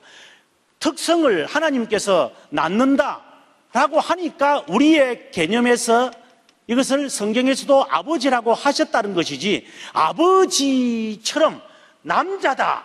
그래서 여성주의자들은 뭐라고 하느냐면은 하늘에 계신 우리 아버지여 하지 말고 하늘에 계신 우리 어머니여이다 이랍니다. 이게 또 이상한 사람들이 노는 거죠. 벌써 그렇게 되면 그 사람은 갈 때까지 간 사람들이죠. 이제 하나님은 그러면 남성 우월주의자야. 딸은 없어. 나쁜 하나님이야. 이런 식으로 나오는 거지. 이제 그래 놓으면 그거는 벌써 이제 갈 때까지 간 사람이니까 좌측이니까 저쪽으로, 종북 세력 같이 저쪽에 가 있는 사람이죠. 이건 절대로 우리가 말하는 것처럼 젠더로 생각해서는 안 된다. 젠더가 아니다, 이거는. 특성을 말하는 거니까. 그냥 성경이 낳는다고 하셨기 때문에 내가 낳았다. 사랑하는 내 아들아라고 하시니까 아버지다. 그분의 그 특성은 아버지라는 특성을 갖고 있다. 물론 아버지라는 특성이 없는 것은 아니지만 아버지의 특성이 성부 하나님의 모든 특성이다. 그렇게 말하면 안 된다는 거죠. 우리가 이해할 때의 아버지지 아버지이기 때문에 하나님이다 이렇게 말하면 안 되죠. 아버지로 우리에게 나타나지만 아버지가 하나님이다 이렇게 말하면 안 된다는 거죠. 예를 들어서 하늘에 계신 우리 아버지여라고 말할 때 아버지라는 그 개념은 내 남편과 내 아버지는 학대하는 사람이고 군이 죽이고 주관적이고 독재적인데 그러면 하나님을 내 아버지라고 말할 때 기분이 이상하다. 그렇게 말하는 것은 아니죠. 아버지라는 그 통신적인 개념은 완전한 개념은 보호하고 지키고 그리고 인도해가고 베풀어주고 그리고 사랑으로 늘 용서해주고 기다려주고 저 넓은 품으로 이런 개념이 포괄적으로 아버지여라는 개념이 있는 것이지 어머니여라는 말을 한다고 어떤 사람들은 하늘에 계신 부모님이여 이렇게 기도하는 사람들이 있더구만요. 아들이라는 것은 그 특성이 뭐냐? 영원토록 태어난다라고 그러잖아요. 그래서 아들이라는 것이고 영은 무엇이냐? 성부와 성자로부터 보냄을 받는다. 이렇게 하니까 성령은 이제 심부름꾼으로 생각을 하고 성령이 성보고 보면은 어떤 카리스마 받은 사람들이나 은사 받은 사람들을 보면은 명령하잖아요. 성령을 받으라! 막 이러고. 성령이 무슨 지나가는 강아지 새끼 이름인 줄 알고 얼마나 신성모독죄를 범하는지. 어떻게 우리가 하나님을 향하여 명령할 수 있습니까? 하나님이여 지금 여기에 못 주고 꼴값 하는 거죠. 아니 학생들이 저보고 양을 교수님 왜 나한테 A 안 주고 B 줬어요? 너는 괘씸죄다. C 줄까 그러면? 하나님을 향하여 어떻게 감히 우리가 그런 말을 해요? 우리가 기도할 때 굉장히 조심할 부분들이 많죠. 정말 두렵고 떨림으로 하나님 이 시간에 죄인이 왔습니다. 하나님 제 마음을 아시는 하나님께서 정말 제 심정의 상한 마음을 아시는 하나님이요. 오늘 이 예배가 정말 진심이 되어줄 수 있도록 저를 좀 사로잡아 주시면 좋겠다고 정말 부탁하고 애원하고 정말 하나님 앞에 두렵고 떨림으로 이렇게 예배를 드려야지.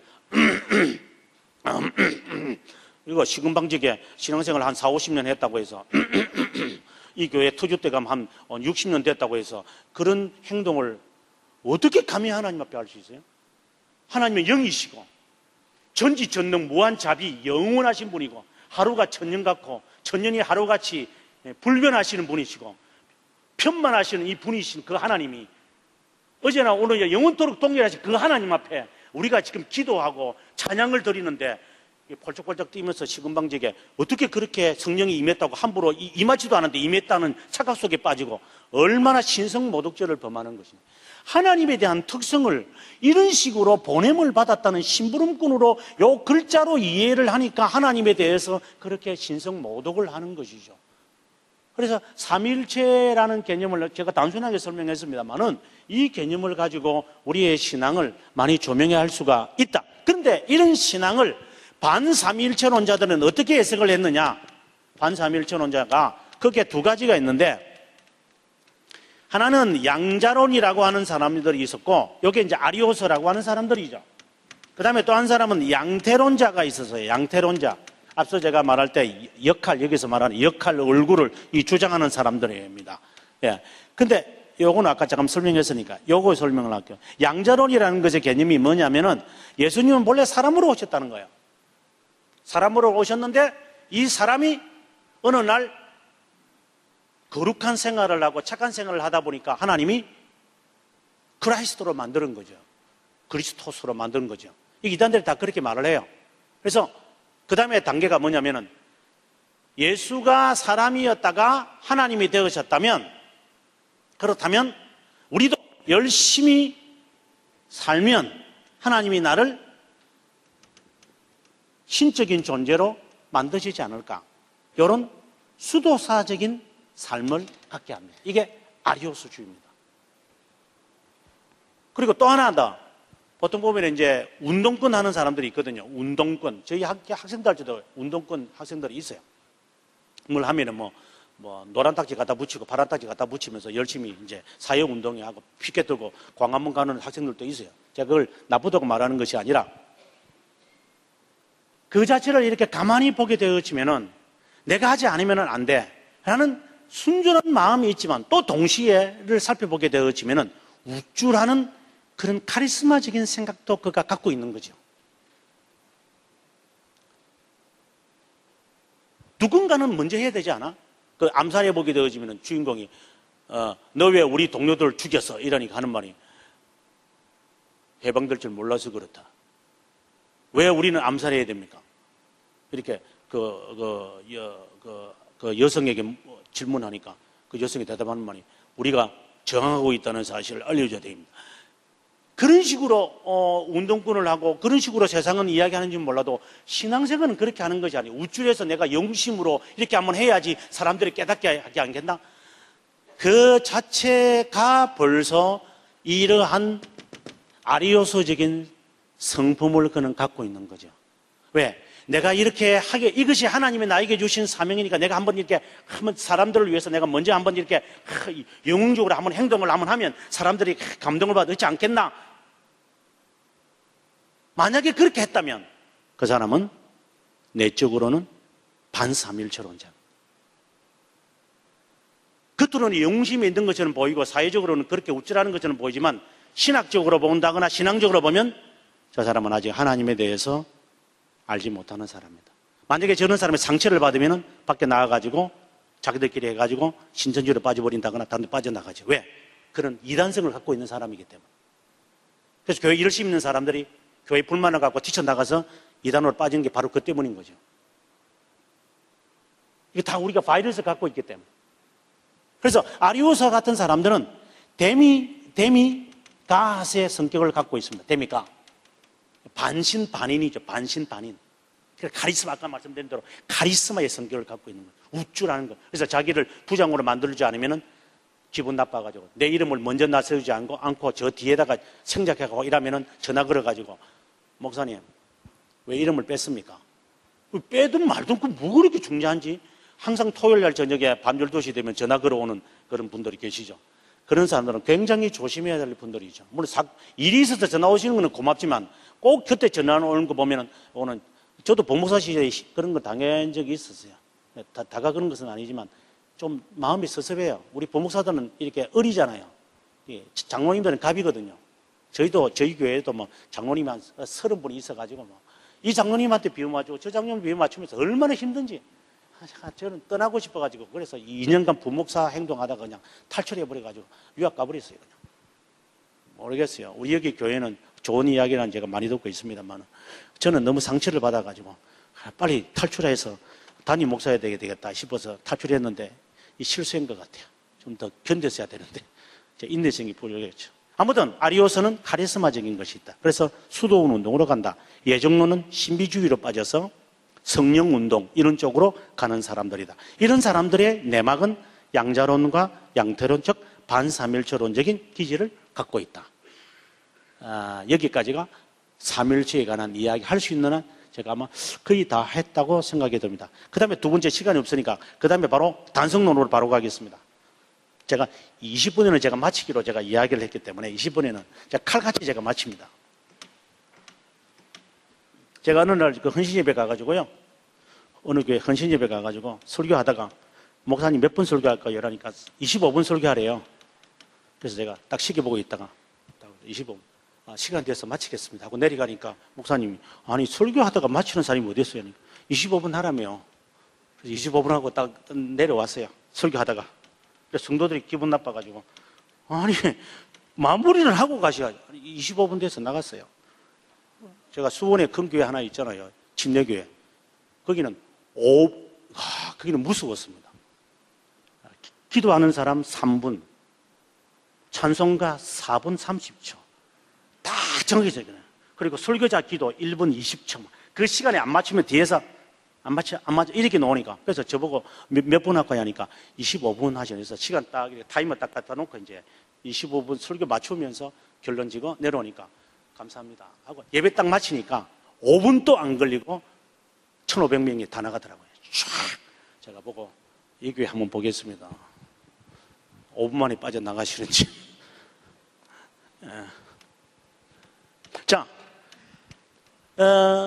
단성론이라는 이단은 예수 그리스도의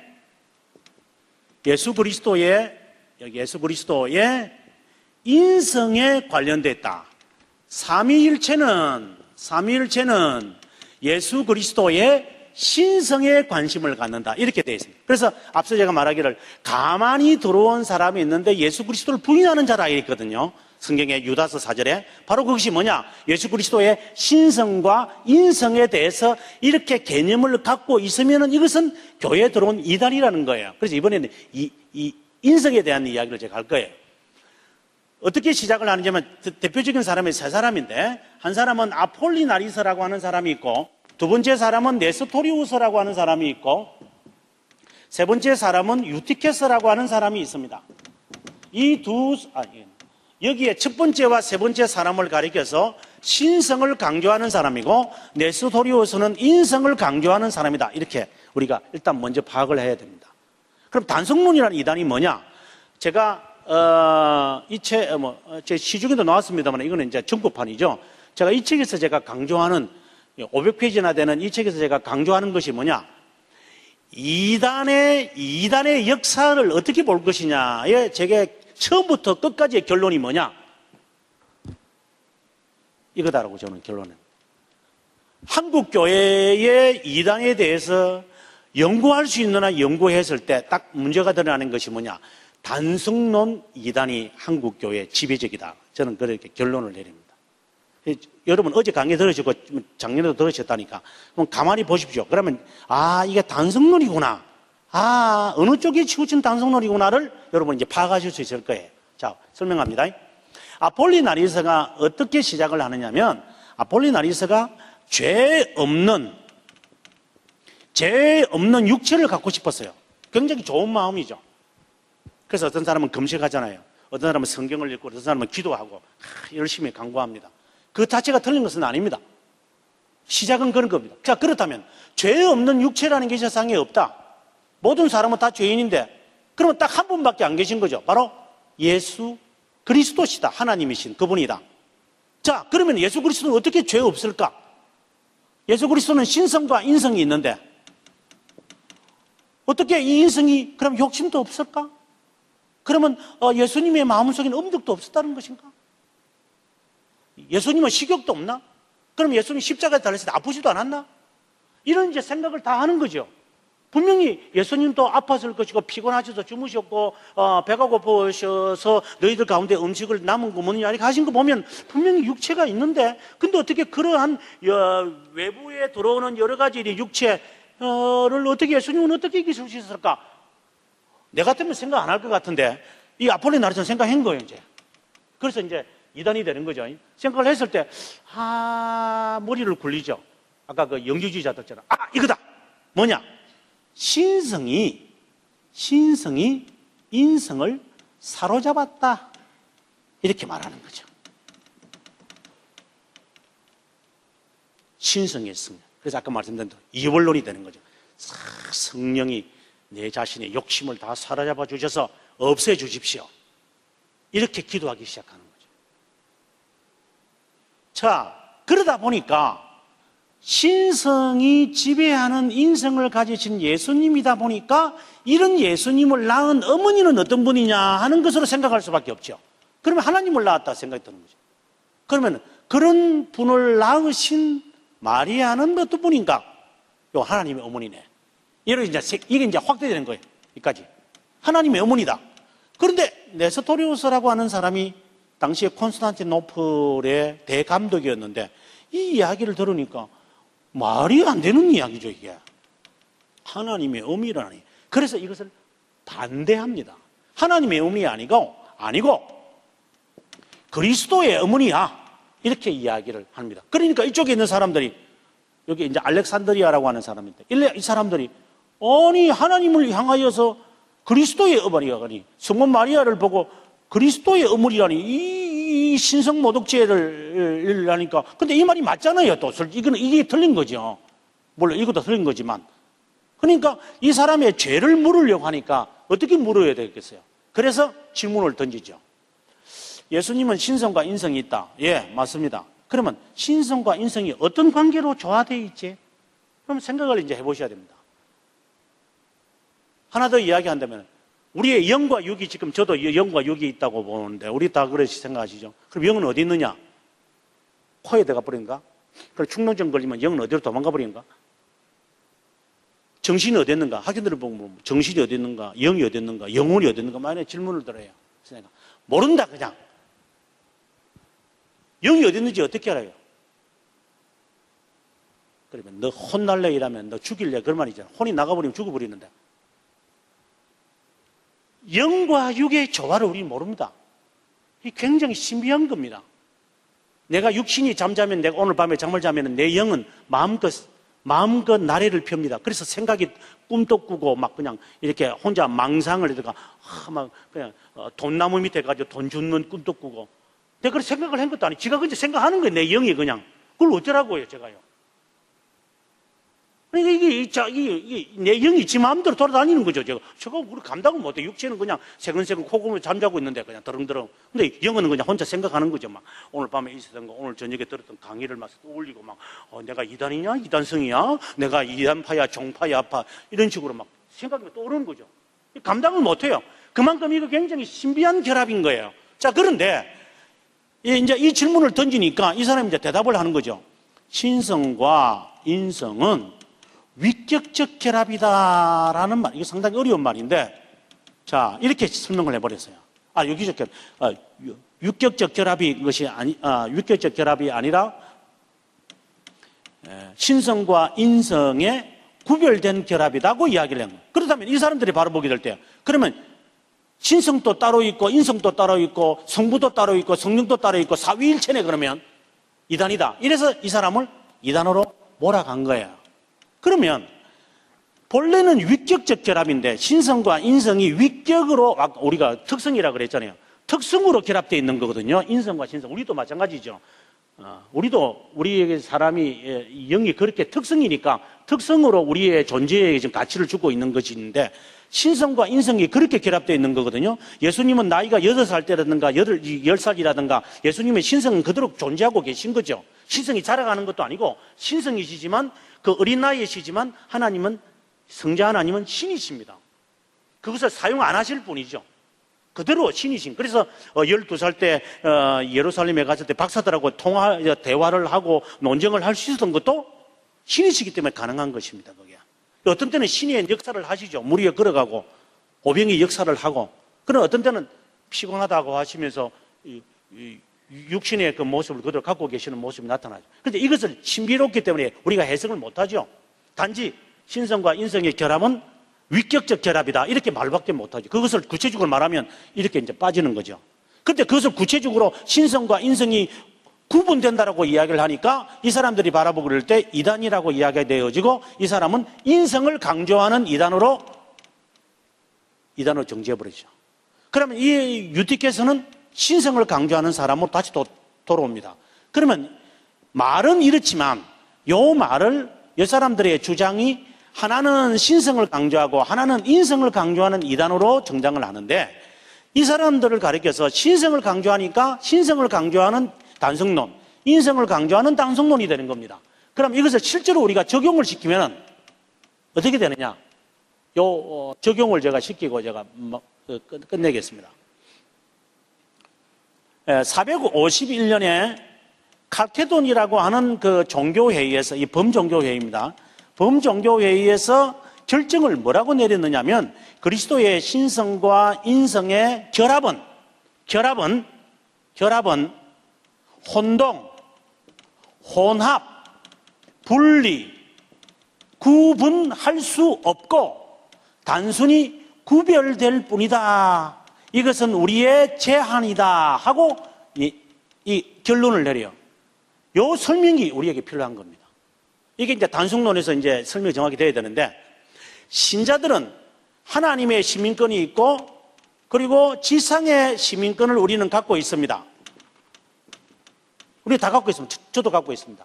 그러면 지상의 시민권과 천국의 시민권을 혼동하는 사람이 있어요. 그 다음에 이것을 어디까지가 천국의 시민권이고 어디까지가 지상의 시민권인지를 혼합시켜가지고 밖에 나가도 그 행동을 하는 사람, 안에 들어와도 행동하는 사람, 교회에서 장로지 집에 와도 장로님이 돼야 되고, 이렇게 헷갈리는 사람들. 밖에 나가도 전도사님이, 여기도 전도사고, 권사님, 밖에 나가도 권사님, 비행기 타도 권사입니다. 아무리 권사님 저 비행기 타고 중국 가면은 그 한 3분의 1은 다 교회 직분자들입니다. 목사들이고. 저는 목사이기 때문에 가만히 있어 그냥 창피스러워가지고. 다 목사님 앞으로 오세요. 권사님 앞으로 오세요. 주여, 아무데나 가도 다 목사고 장로고 골프채 들고 다니고 그 클레임하는 패키지 클레임하는 거 보면 전부 다 목사님 보면 골프채 들고 다니고. 주여, 헷갈리는 단성론자들, 혼합하는 사람, 혼동하는 사람. 이걸 또 구체적으로 말하면은 할 말이 많지만 시간이 없으니까. 그다음에 분리하는 사람, 딱 잘라가지고 나는 여기까지는 하나님의 교회다. 그러니까 나는 여기 교회당에 있을 때는 장로다, 집사다, 목사다. 밖에 나가면 일반인이다. 누가 나를 목사라 하겠습니까? 사유인이죠. 그러면서 전혀 개의치 않죠. 그래 아무데나 가가지고 카바레 가가지고 춤추다 아무도 모르잖아요. 그냥 나는 남자니까. 이런 식으로 신앙생활을 하는 사람, 이것도 단성론자다. 그 다음에 분리한, 그 다음에 뭐 비슷한 거죠. 구분하는 사람. 그러나 어떻게 살아야 되느냐? 단성론이 아니면 양성론이잖아요. 어떻게 살아야 되느냐? 예수 그리스도가 100% 참 하나님이시고 100% 인간이시라면 우리도 하나님의 시민권이 100% 하나님의 시민권이며 나는 100% 인간의 시민권을 갖고 있는 사람이다. 이런 식으로 살아가는 거죠. 예를 들어서 어디를 가든지 간에 내가 하나님 앞에 내가 어떻게 덕취하겠습니까? 항상 내가 하나님의 자녀라고 하는 사실을 잊지 않는다면 그 사람은 양성론자이지만 자기 스스로가 구분하면서 나는 신자가 아니다 이제부터는 이런 식으로 구분한다거나 혼합시키거나 혼동하거나 섞어버리거나 헷갈리거나 하면 그 사람의 기질은 단성론 기질이 있는 사람이고, 그런 사람들에게 잘못 지식이 전달되어지고 분위기가 흥합해지면 이제 그거는 교회를 문제를 일으켜서 이단으로 건너가서 안식을 취하시는 분들이 되는 거죠. 좀 더 하는 말이 제가 많지만 가장 중요한 그리스도의 신성을 부인하는 자 반삼일처럼 그리스도의 인성을 부인하는 단성론, 신성을 강조한다거나 인성을 강조해도 단성론, 이것이 우리의 삶에 적용시키면 하나님의 자녀로서 세상의 시민자로서 비근한 예죠. 지금 우리 국회에서 상임위원회에서 성직자들 세금 내라고 결론이 내렸다 그러더라고요. 그리고 저는 목사이면서 교수이면서 아버지이면서 아들이면서 남편이면서 사회인으로서 저는 삼촌이고, 그리고 저는 여러 가지 관계를 살아가요. 저는 그거 다 해야 돼요. 그렇게 너무 힘들어요, 저는요. 그러나 신자는 그렇게 살아가야 되는 거예요. 남자로서 살아서도 안 돼요. 100% 하나님의 자녀면서 100% 나는 남자로서 100% 아들로서 100% 교수로서 100% 목사로서 이 살아가야 되니까 얼마나 조심해서 살아가야 되는가. 그렇지 않고 이것을 자꾸만 자기 나름대로 카테고리를 정해놓고 제한을 정해놓고 이렇게 살아간다면 그 사람은 이미 단성론 기질을 갖고 있는 이단성이 있다 이 말입니다. 그것이 지금 한국교회의 지배적이고 그래서 한국교회가 이렇게 엉망인 것이고, 신자이면서 신자의 냄새는 없어지고 썩은 냄새만 한국교회에 풍겨내는 것도 사실 그 때문인 것이죠. 이 이단성이 갖고 있다 하는 것을 결론을 내리고, 혹시 질문이 있으십니까?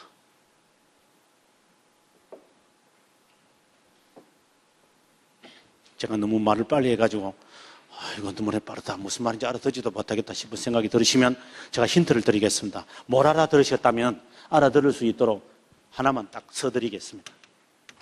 이 컴퓨터 스마트폰에 들어가셔서 교회사 아카데미를 공짜로 다운로드 받으시면 아카데미 여기 들어가시면 방금 제가 했던 이야기, 정말 어디든지 들을 수 있도록 제가 교회사 전체의 내용하고 이런 이야기들을 전부 제가 오늘 여러분들 밖에서 하는 이야기 것처럼 어디 가서 이거는 제가 갖고 있는 책입니다만은 제가 하는 모든 강의들이 이 안에 다 들어 있으니까 보시면 좀 부족하다고 생각이 드는 거나 삼위일체를 듣긴 들었는데 설명을 못 하겠다 싶으면 요거 보여주시면서 제가 했던 그대로 있으니까요. 보여주시면 아마 또 복습하실 수 있고, 그때 질문이 있으시면 그때 저에게 저 질문 좀 하자. 그래서 이메일로 보내주시면 그때 제가 자세하게 언제든지 학교로 전화를 하시더라도 제가 답해 드리도록 하겠습니다. 목사님.